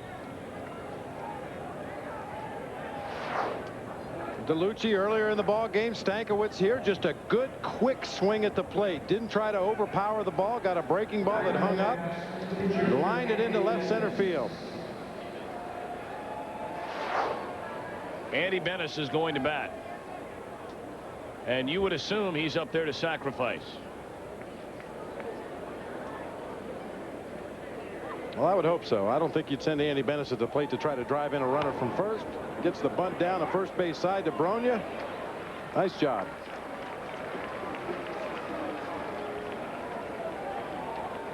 And Andy did it on the first pitch. We've seen a lot of the Diamondbacks pitchers go all the way to 2 strike counts before getting the successful sacrifice down.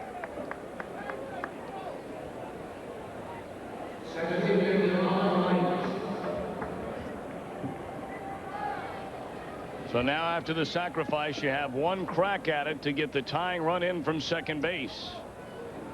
And it's up to Devon White. White walked leading off the game, was stranded at third base in the Diamondbacks' first inning. He has struck out twice since against Schilling. And if you're just tuning in, Curt Schilling with 12 strikeouts in the game, but he only has a 2-1 lead.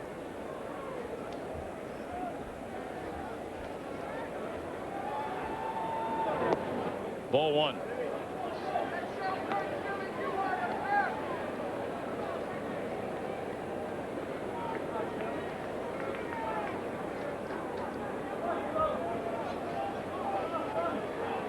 Tying run at second is Andy Stankiewicz, and now the pitch. On the outside corner, a strike.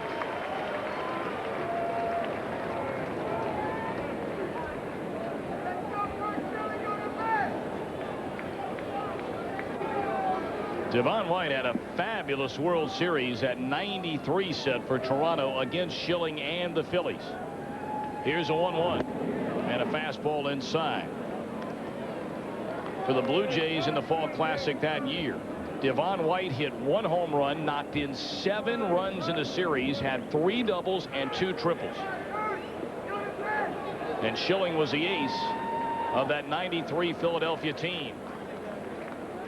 2-1 pitch. Gets through, and advancing on to third is Andy Stankiewicz.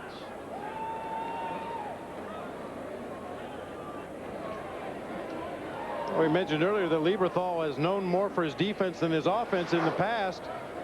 This ball just gets right through the 5-hole, down in the dirt, comes up with the glove rather than keeping the glove down on the ground. That was an example of a catcher trying to pick the ball out of the dirt like an infielder would, rather than block it like a catcher should.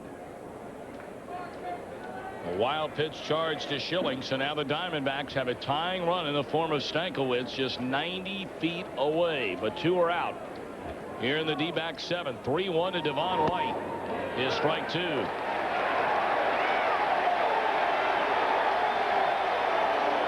can see Devo asking, was that pitch up?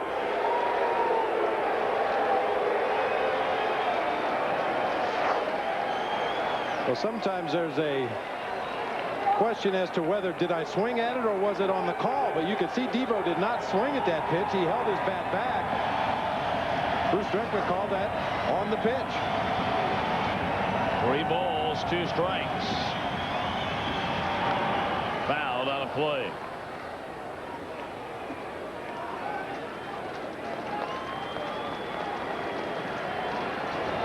Phillies attendance this season way up from that of a year ago, and their biggest crowds are on the nights when Schilling's on the mound, and they're behind him here with a tying run at third. 3-2. Nope, timeout is called. That looked like Schilling was going to try to quick pitch Devon White that time. Came to his set position very quickly and was starting his delivery. Devo jumped out of the box and called timeout immediately. Stankiewicz at third. 3-2 pitch on the ground to the second baseman Lewis. Inning over. The Diamondbacks break through but leave the tying run at third. Middle of the 7th. 2-1 Phillies. For a look at what's coming your way tonight on Fox Sports News, we take you to the Fox Network Center.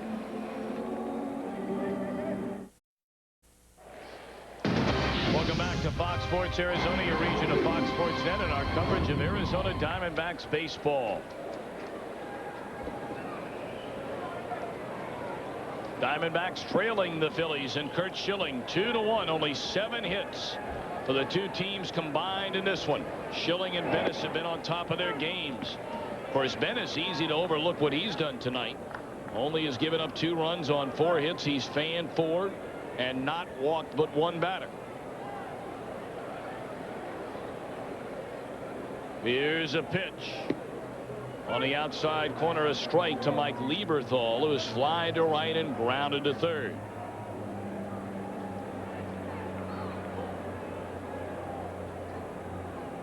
Well, they really like Lieberthal and his future. Young catcher, he clubs this one into deep left field. Back at the wall, DeLucci with room.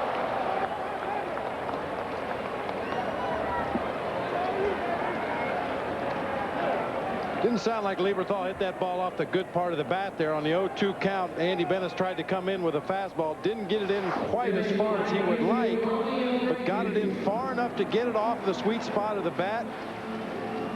DeLucci going back to the track. He's got plenty of room out there. 1 away, and here's Bobby Abreu. No one can catch up with his first swing back in the 2nd inning. A home run to right center field. His 2nd of the year after a 4-hit game yesterday, and then he lined out to Devon White in center back in the 4th.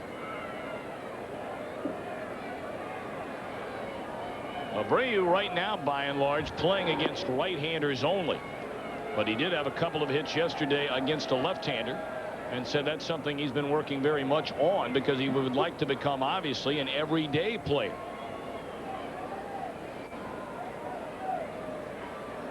1-1 pitch. Shot foul.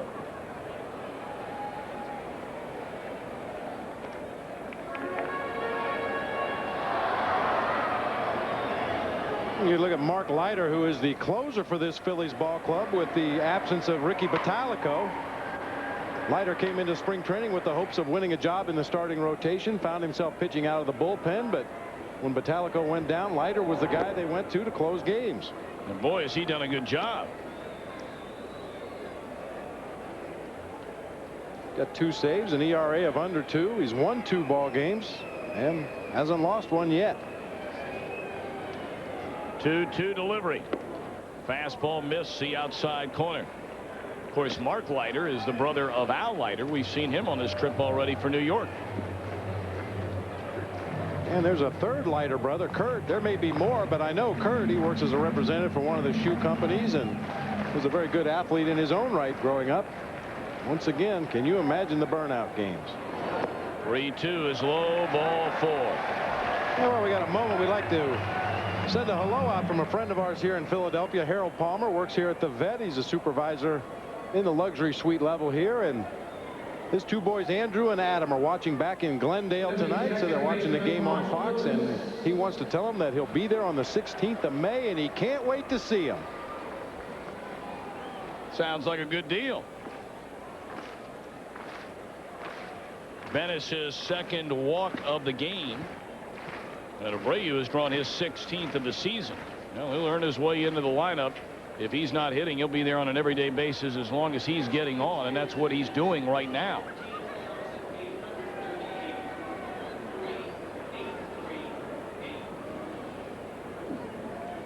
One on, one out for Mark Lewis, who is 0 for 2. Hey, and speaking of hellos, our friends from over at the Arizona Cardinals, John Sheehan, he's their vice president, would like to send happy 32nd anniversary wishes to his wife Donna, watching tonight in Scottsdale.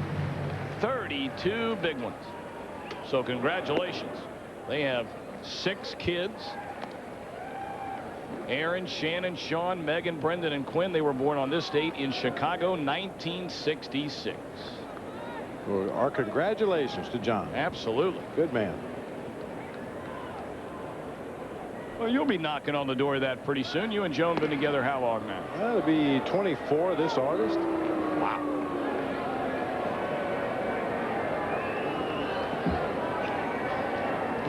What do you mean, wow? It's amazing. It is amazing. I know it is. I'm very happy for the two of you. Can't think of a better couple. 1-0 pitch on the outside corner. It evens the count, 1-1. Well, you guys were youngins when you got married.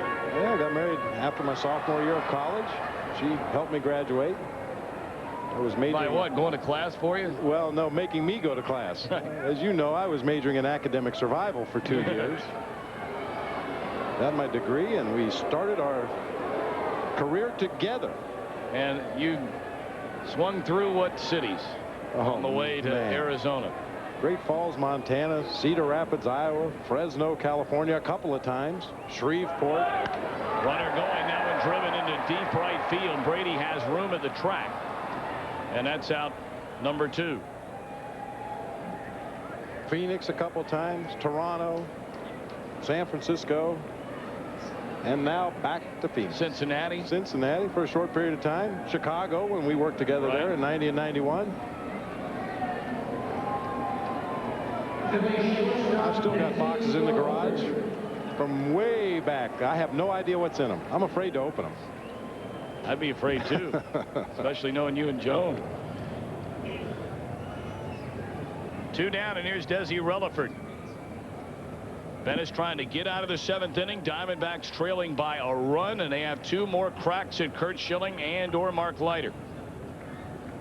Runner at first, and he'll be sent back over with a throw. Abreu runs pretty well. He has a couple of stolen bases already this season. Kevin Jordan in the on-deck circle. Apparently they're going to lift Curt Schilling, who's well above the 100 pitch mark. You have to wonder if they haven't already made the decision. Leiter is still throwing down in the bullpen. So whether or not we get to Jordan or get to Schilling's spot, will they send out Leiter for the 8th anyway? I would eliminate all doubt. Put this guy on. Strike call. Of course, I'm only kidding about that, but that would be one sure way to find out if Schilling's going to go back out there. I think they're going to turn the ball over to Leiter. Schilling's given him 7 strong innings in the ball game tonight. He's thrown a lot of pitches. And a long way to go, and he is the kind of pitcher that's going to rack up some high strike or some high pitch totals, rather, over 120 in this ball game. Schilling, who tonight is starting his 8th game of the season, has had double-digit strikeout games in all but 2. See the 12 tonight, and it's 4 straight in double figures. 11, 13, 13, and resting at 12 now. The only 2 he didn't get to 10 or more. He had 9 and 7. 1 ball and 2 strikes to Relaford. And sometimes you just have to have enough confidence in your bullpen to take your starting pitcher out of the game after he's given you what you think you can get from him. Turn that ball over to the guys who are supposed to come in and close out the games for you. 1 ball, 2 strikes. Runner goes. Throw to second by Fabregas is in time, and they cut down Abreu to win the inning. No runs, no hits, nobody left. We go to the 8th. 2-1, Philadelphia in front.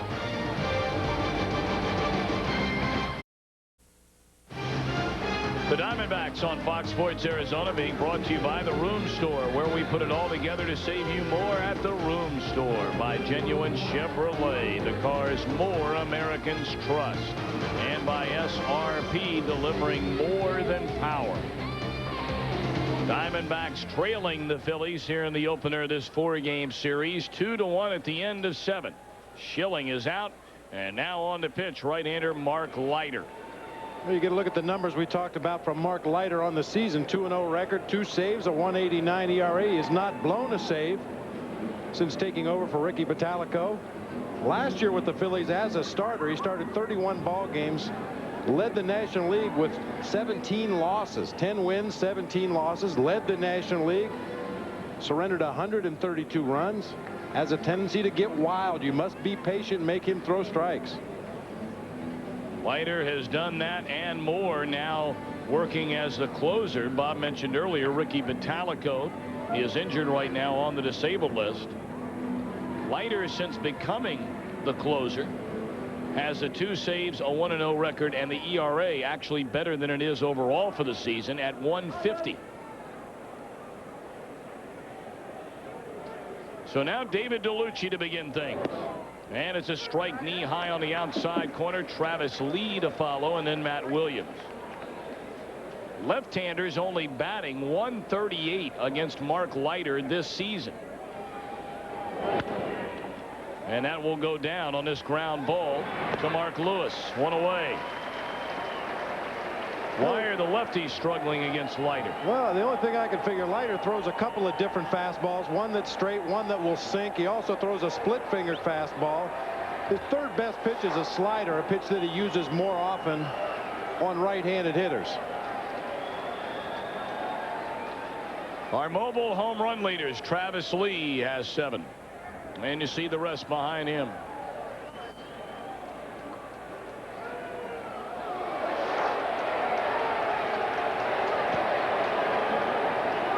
We're having a momentary delay while they get some idiots off the field.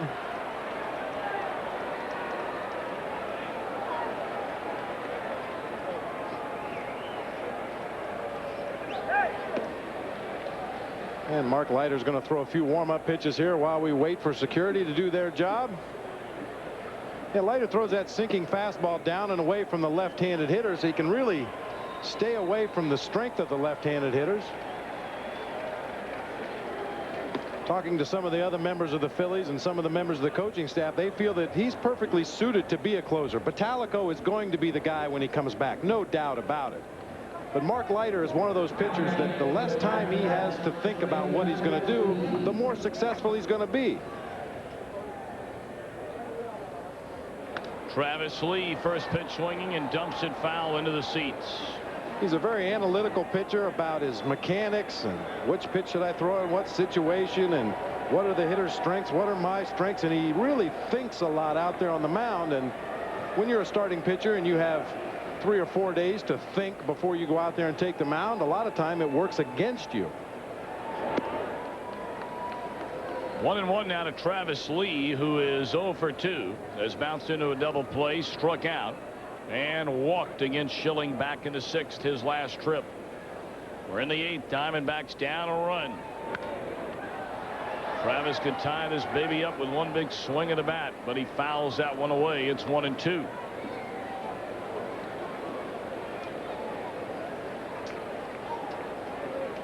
And you get the feeling if Travis is going to tie it up, or if anybody's going to tie it up with one swing of the bat, they're going to have to do it to the opposite field. Leiter is a veteran. He can make mistakes, but he knows in this situation in the 8th inning of a 1-run game, stay away from the hitter's strength. Make him hit the ball to the opposite field. He went away on that pitch right there, and it evens the count at 2-2 to Travis. And they're playing Travis around a few steps to the opposite field, in center and in left. Away again, full count.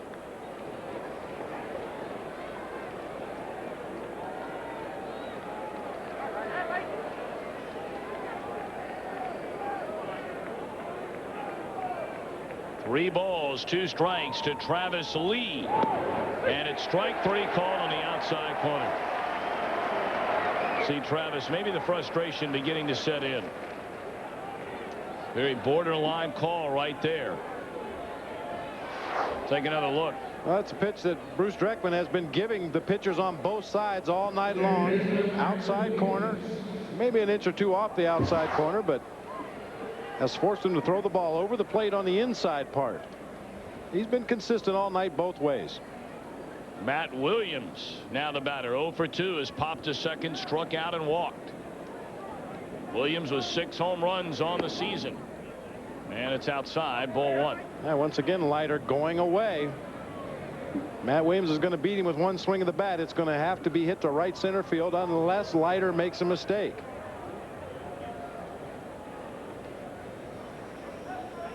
Leiter a long look in, and now the 1-0 to Williams. Inside, way inside. 2 balls, no strikes.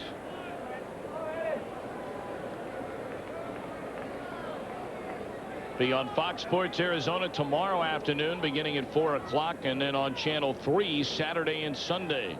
So all 4 games on the tube for you this weekend from the vet. 2-0 pitch. Swing and a miss. Took something off that one. And it's 2-1. Went to the breaking ball on the 2-0 count. Very similar to Curt Schilling when he faced Matt Williams back in the 4th inning. Threw breaking balls and change-ups when Matt Williams was ahead in the count. 2-1 to Matt Williams, and here's a pitch. Outside and low. Of course, here on Fox tonight, we have a double dip for you. Go over to the American League for Toronto at Seattle. Right at the conclusion of this game. Big pitch right here for Matt Williams. He has a 3-1 count. His team is down a run. We're in the 8th. And here it comes from Leiter. Strike 2 on the outside corner. Good pitcher's pitch right there. You might wonder, why does Matt Williams take a fastball right there on a 3-1 count, trailing by a run? That's not a good pitch to hit. You may hit it, you may put it in play, but you're probably not going to be able to drive that ball hard enough to do any damage. 3 balls, 2 strikes, and Matt Williams wants timeout. Philadelphia pitching has fanned 13 batters in the game tonight. 12 for Schilling, 1 for Leiter. And now the payoff to Matt Williams. Hit hard down the right field line, and that ball is curving foul.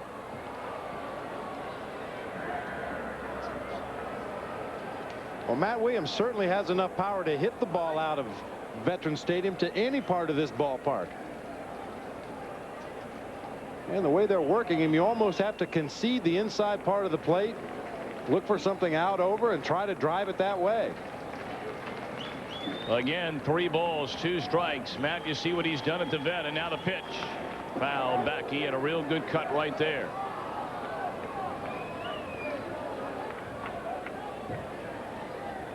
Now, this has always been a very good hitter's ballpark. Good backdrop behind the pitcher. It's very easy to pick up the ball out of the pitcher's hand.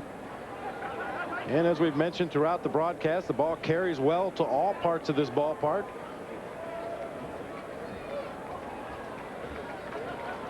Leiter looking in, a big deep breath. Williams waving the bat. 3-2 again. Ball 4. Very close to the strike he got on 3-1. So Williams on at first, and the inning continues for George Fabregas.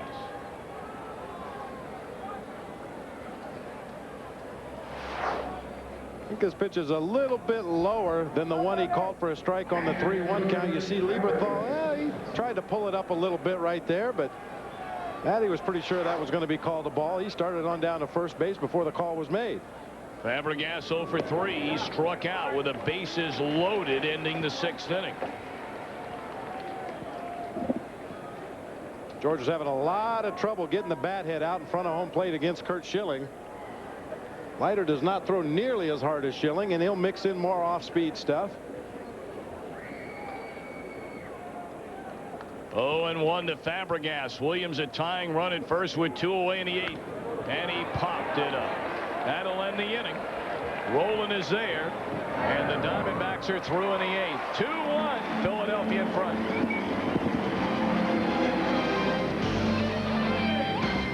Have a look look at Kerry Wood. Well, the Phillies batting in the 8th, and Andy Benes still gripping the ball. He's only surrendered 4 hits, 2 runs. A home run by Abreu in the 2nd inning. A 1-out triple by Glanville in the 3rd, who scored on a ground ball to short. And that's been it.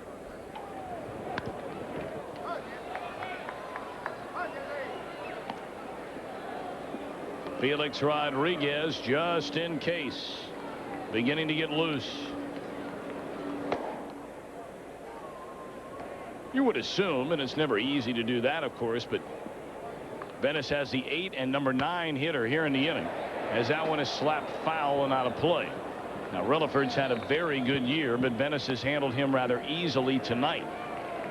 Leiter, of course, being the closer, will bat for himself in the on-deck circle. So hopefully Andy will be able to get through this 8th inning, and we'll see what happens in the 9th. It'll be Batista, Brady, and Stankiewicz. And this is the biggest at bat in the inning right here. If he can retire Desi Relaford, that would force Mark Leiter to swing away at the plate. If Relaford could reach for Terry Francona's Phillies ball club, that would give Leiter the option to go up to the plate and put down a sacrifice bunt. Leiter can put down a bunt. He can't hit the ball. Not a little bit. His days with the San Francisco Giants, it got to be a clubhouse joke. The fact that Mark Leiter, you know, being a professional athlete, had such problems making contact with the thrown ball. That one fouled back out of play. So this is a big out here for Andy Benes. Get the leadoff man. Force Leiter to swing the bat. Well, let's take a look at that cut right there. I mean, he looks like he's loosening up. Well, now he's checking for holes in that bat. He hadn't hit anything all year. And he does not have an at bat so far this season. That's what I mean. He hadn't hit anything all year. Well, and there's a pretty good chance he's not going to. Outside, 1-2 to Relaford. Well, Leiter is a career 112 hitter, 179 at bats, 20 base hits, 1 double, 19 singles. Swing and a foul tip into the mid of Fabregas. Strike 3 on Relaford. And that is the 5th strikeout of the game for Andy Benes. 1 down in the 8th. I just hope I didn't put the whammy on this. Well, I know. I know. I have seen Mark Leiter hit. I don't think you can put a whammy on this guy. Well, we're going to find out. Let's hope you're right. That front foot wanted to leave early that time. He's in that step in the bucket theory of hitting.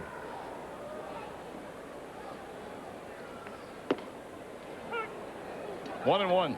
He would probably be content to have Andy Benes throw 2 more fastballs right out there on the outside corner and just walk back to the dugout.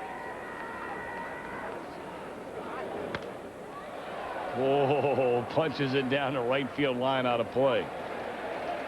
You're getting a little nervous here. No, I mean, after that cut, you're a little nervous. Not nervous at all. I have ultimate faith in Andy that he is going to get Mark Leiter out. He doesn't hit this ball. The ball hits his bat. Ow. Enough said. 6th strikeout of the game for Andy Benes. And Leiter is gone, as Professor Brimley called it. I'm good on the no-brainers. I'm good on the guys that have a history of not making consistent contact for years. Most of their adult life. Andy Benes has pitched 1 solid ball game here tonight. He trails 2-1, bottom of the 8th inning. He's allowed only 2 runs on 4 hits, and make it now 5 base hits as Glanville has his 2nd of the game.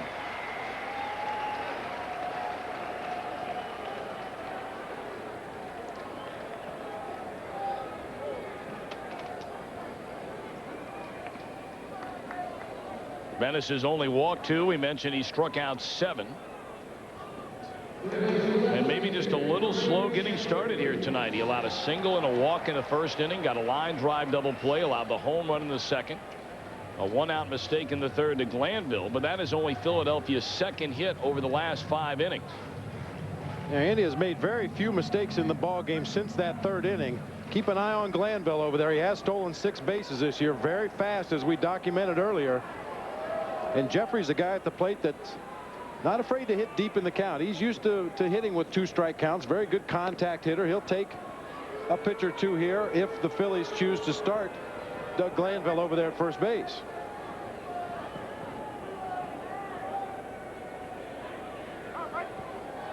Jeffries waiting in the pitch. Outside and low. Well, we saw the managerial style a little bit tonight of Terry Francona, not afraid to try and make things happen. In that 7th inning, only leading by a run. He got Abreu on, who was thrown out trying to steal. Wouldn't be surprised to see Glanville get started here shortly. 1-0 the count, and Benes thinking along those same lines. Boy, and Doug Glanville could probably get another full 2 steps of a lead over there at first base. He's out to the edge of the carpet as it is and just turns and dives back in very gracefully on the pickoff moves from Andy Benes so far. Jeffries dumps it foul out of play. The only guy I can ever remember getting both feet on the carpet with his lead, and Bobby, I'm sure you've seen some others, but I remember Joe Morgan used to do that regularly. Well, Joe Morgan was about as good as there was at reading a pitcher's move, finding that one thing that he did differently when he went home as opposed to when he came to first base. And then he would just look for that one thing. He wasn't fooled by a guy bobbing his head up and down, stepping off the rubber. He looked for that one key that he knew he could go ahead and make his break for second base, or he knew he had to dive back to first base. And thus Morgan swiped over 600 bases in his career. 1-1 to Jeffries.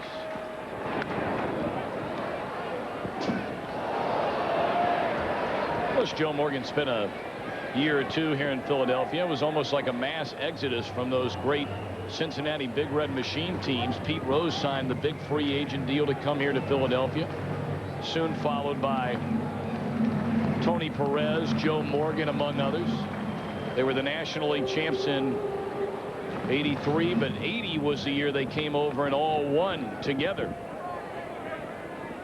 They won the World Series, and Mike Schmidt said Pete Rose was a guy who taught this team how to win after beating our brains in during the playoffs on a regular basis. Schmidt said the reason the Phillies were the '80 world champs was solely because of Pete Rose and his arrival.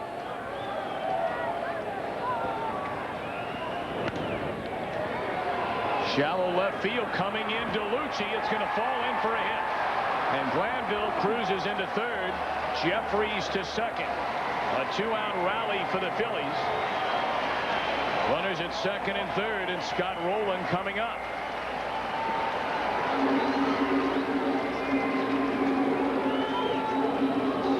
Ruben Amaro Jr. will come on to run for Jeffries. His first game back in the lineup since injuring his ankle. He has 2 hits and an RBI, a stolen base to show for it.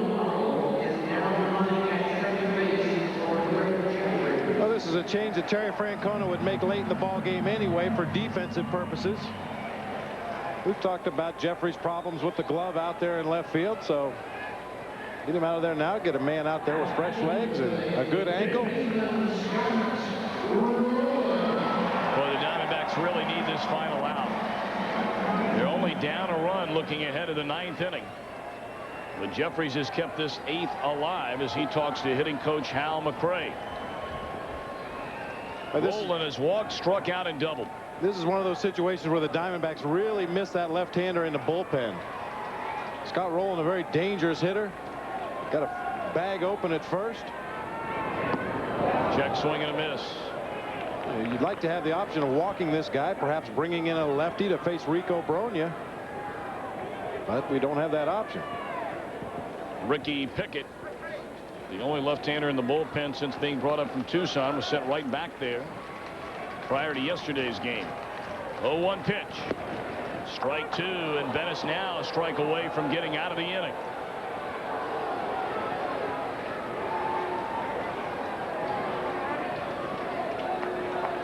Felix is ready if need be, but Buck Showalter staying with a man who's carried his team through 7 2/3 innings. And the 0-2 to Rowland. Away.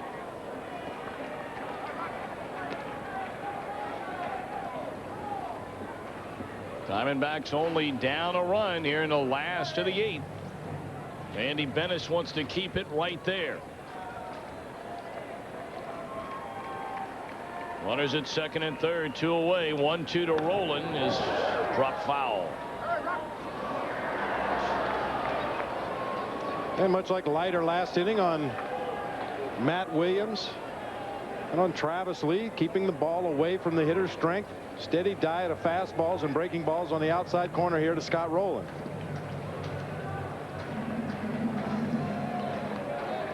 See the runners.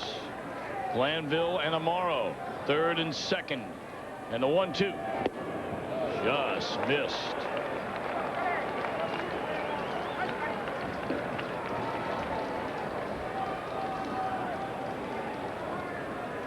Andy Benes up over the 125 pitch mark.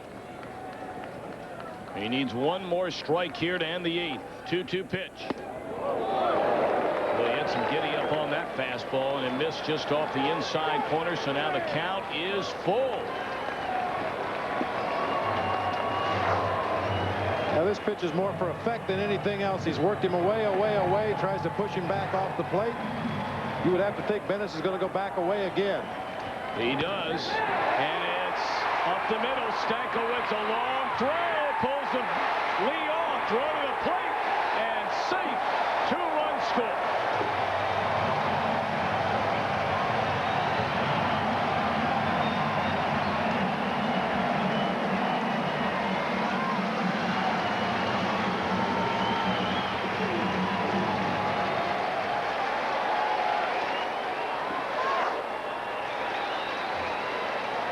Benes trying to go away, hangs a slider over the middle of the plate.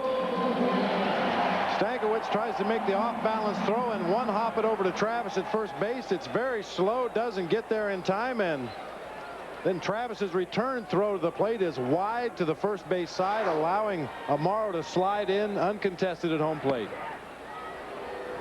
Heads up base running by Ruben Amaro Jr. at second base. He didn't slow down for an instant when that ball was hit. So the lead now goes from 2-1 to 4-1. What a shame. Andy Benes has pitched so well here tonight. And he still hasn't been hit hard in this ball game, other than the home run earlier in the game and the triple by Glanville. In this inning, he gave up a seeing eye single through the right side, a blooper off the end of the bat to Jeffries, and that ball up the middle by Scott Rolen. There's a base hit. Rolen on to second. Benes struck out the first 2 batters in the inning, and now 4 straight base hits. And Buck will now come out of the dugout. And he wants a right-hander in the bullpen. Courageous effort here tonight from Andy Benes. But he gives up 2 runs on an infield single here in the bottom of the 8th inning. And Philadelphia extends its lead to 3. Still 2 on with 2 out. We'll be back. Philadelphia 8th inning. 2 on, 2 out. And now on to pitch right-hander Felix Rodriguez. Rodriguez coming on to get some work here. He was tagged with his 2nd straight blown save last Monday night in Shea. Came into the 9th inning with a 1-run lead, but gave up the tying run, surrendering 3 base hits in that inning. You may remember in Montreal last Saturday, a couple of wild pitches were his undoing. Buck Showalter getting Felix into this ball game. Obviously not a safe situation, but he's trying to get Felix Rodriguez back on the right track. He's going to be the closer for this Diamondbacks team. He needs to get used to pitching in pressure situations and getting people out, throwing the ball over the plate.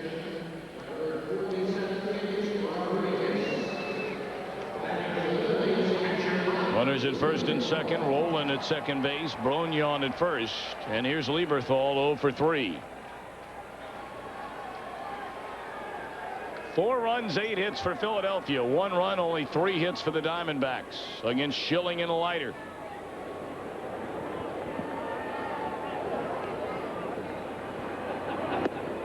Low ball 1.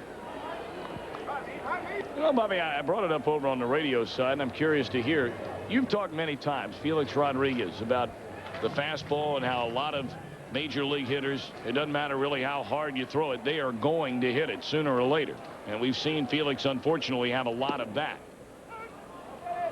Talk about how it is at Curt Schilling. Now, granted, he has other tools in the arsenal, so to speak, but when he decides he's going to throw a fastball, nobody seems to hit it.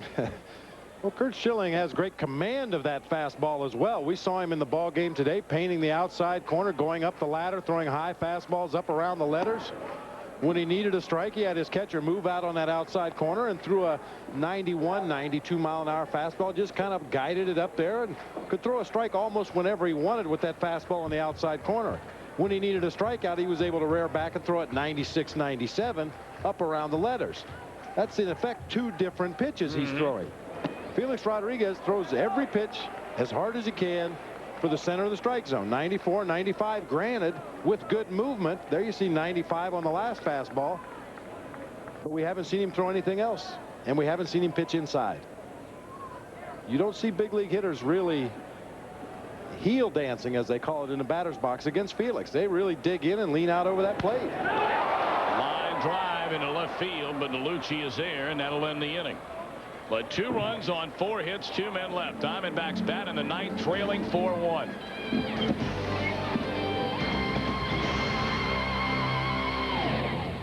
Our Bank One player of the game, Philadelphia starter and ace Curt Schilling.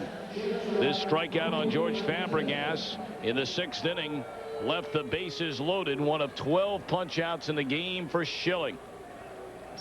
And he is our Bank One player of the game. Schilling trying to get over the 500 mark, and he only has a 1.8 ERA.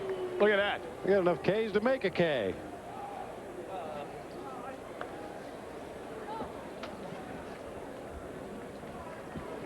The Schillometer out there. They even got the one. Well, that one is for the looking. They do it different. Those first numbers you see that are the regular K are when the batter goes down swinging. And then the backwards K they use when the batter goes looking. That was the 9th of the game by Stankiewicz, I think. Yeah, I think you're right. That sounded good anyway. Tony Batista against Mark Leiter to open the 9th. Diamondbacks trailing 4-1. They've been limited to just 3 hits. Leiter in his 2nd inning of work. 2 balls and a strike. Batista has one of the 3 Arizona hits. He doubled down the right field line and scored the only run back in the 7th inning.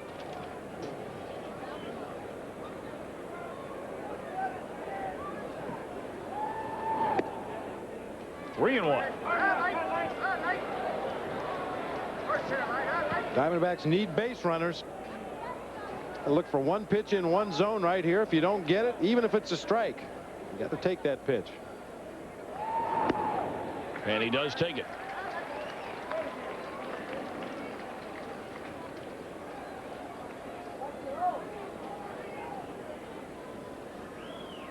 Three balls, 2 strikes on Tony Batista. And he pops it up over near the Diamondbacks on deck circle, and there to make the play, Lieberthal, out number 1.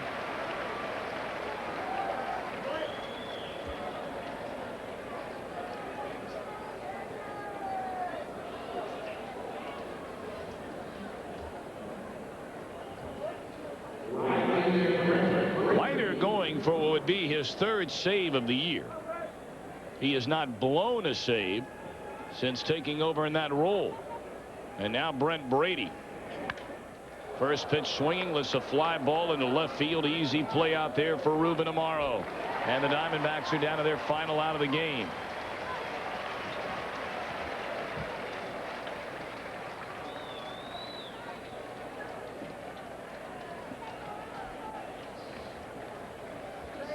The Diamondbacks, unless they can rally with 2 away, will fall to 4-18 away from Bank One ballpark. But a long homestand coming up and an extended stay at Bank One ballpark after we're finished here over the weekend. Swing and a miss by Stankiewicz, who has knocked in the only Arizona run tonight.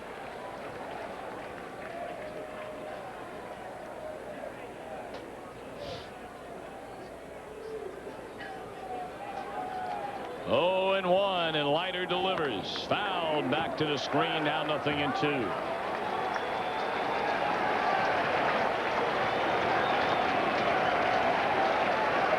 Tomorrow it'll be Willie Blair against Tyler Green.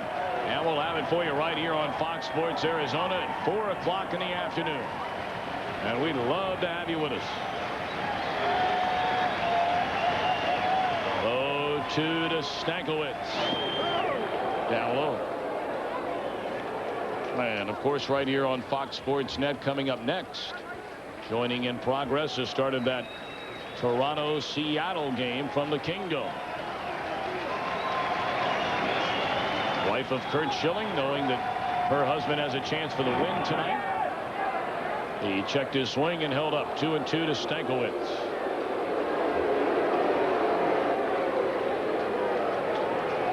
I have a feeling Mrs. Schilling will be standing and cheering on a regular basis this summer. Just a gut feel.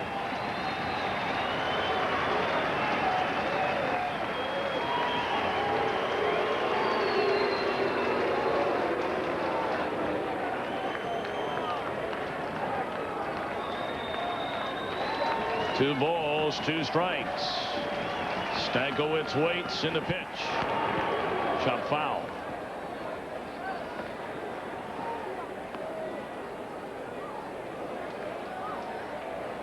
See Mike Lieberthal still sliding out on that outside corner for his pitcher Mark Leiter. Wants to get that sinker out low and away from Andy Stankiewicz.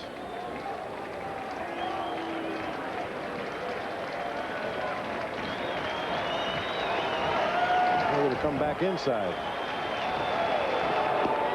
Strike 3 called and the game is over.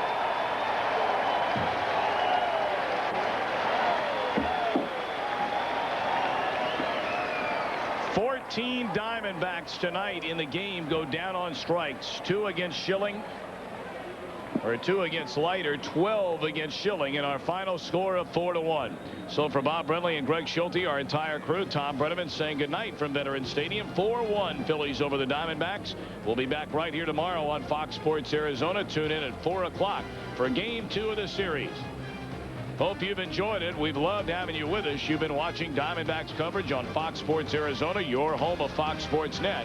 And now we take you, as promised, to the Blue Jays and the Mariners. Ken Griffey Jr. and company in Seattle. Thanks for being with us. Good night.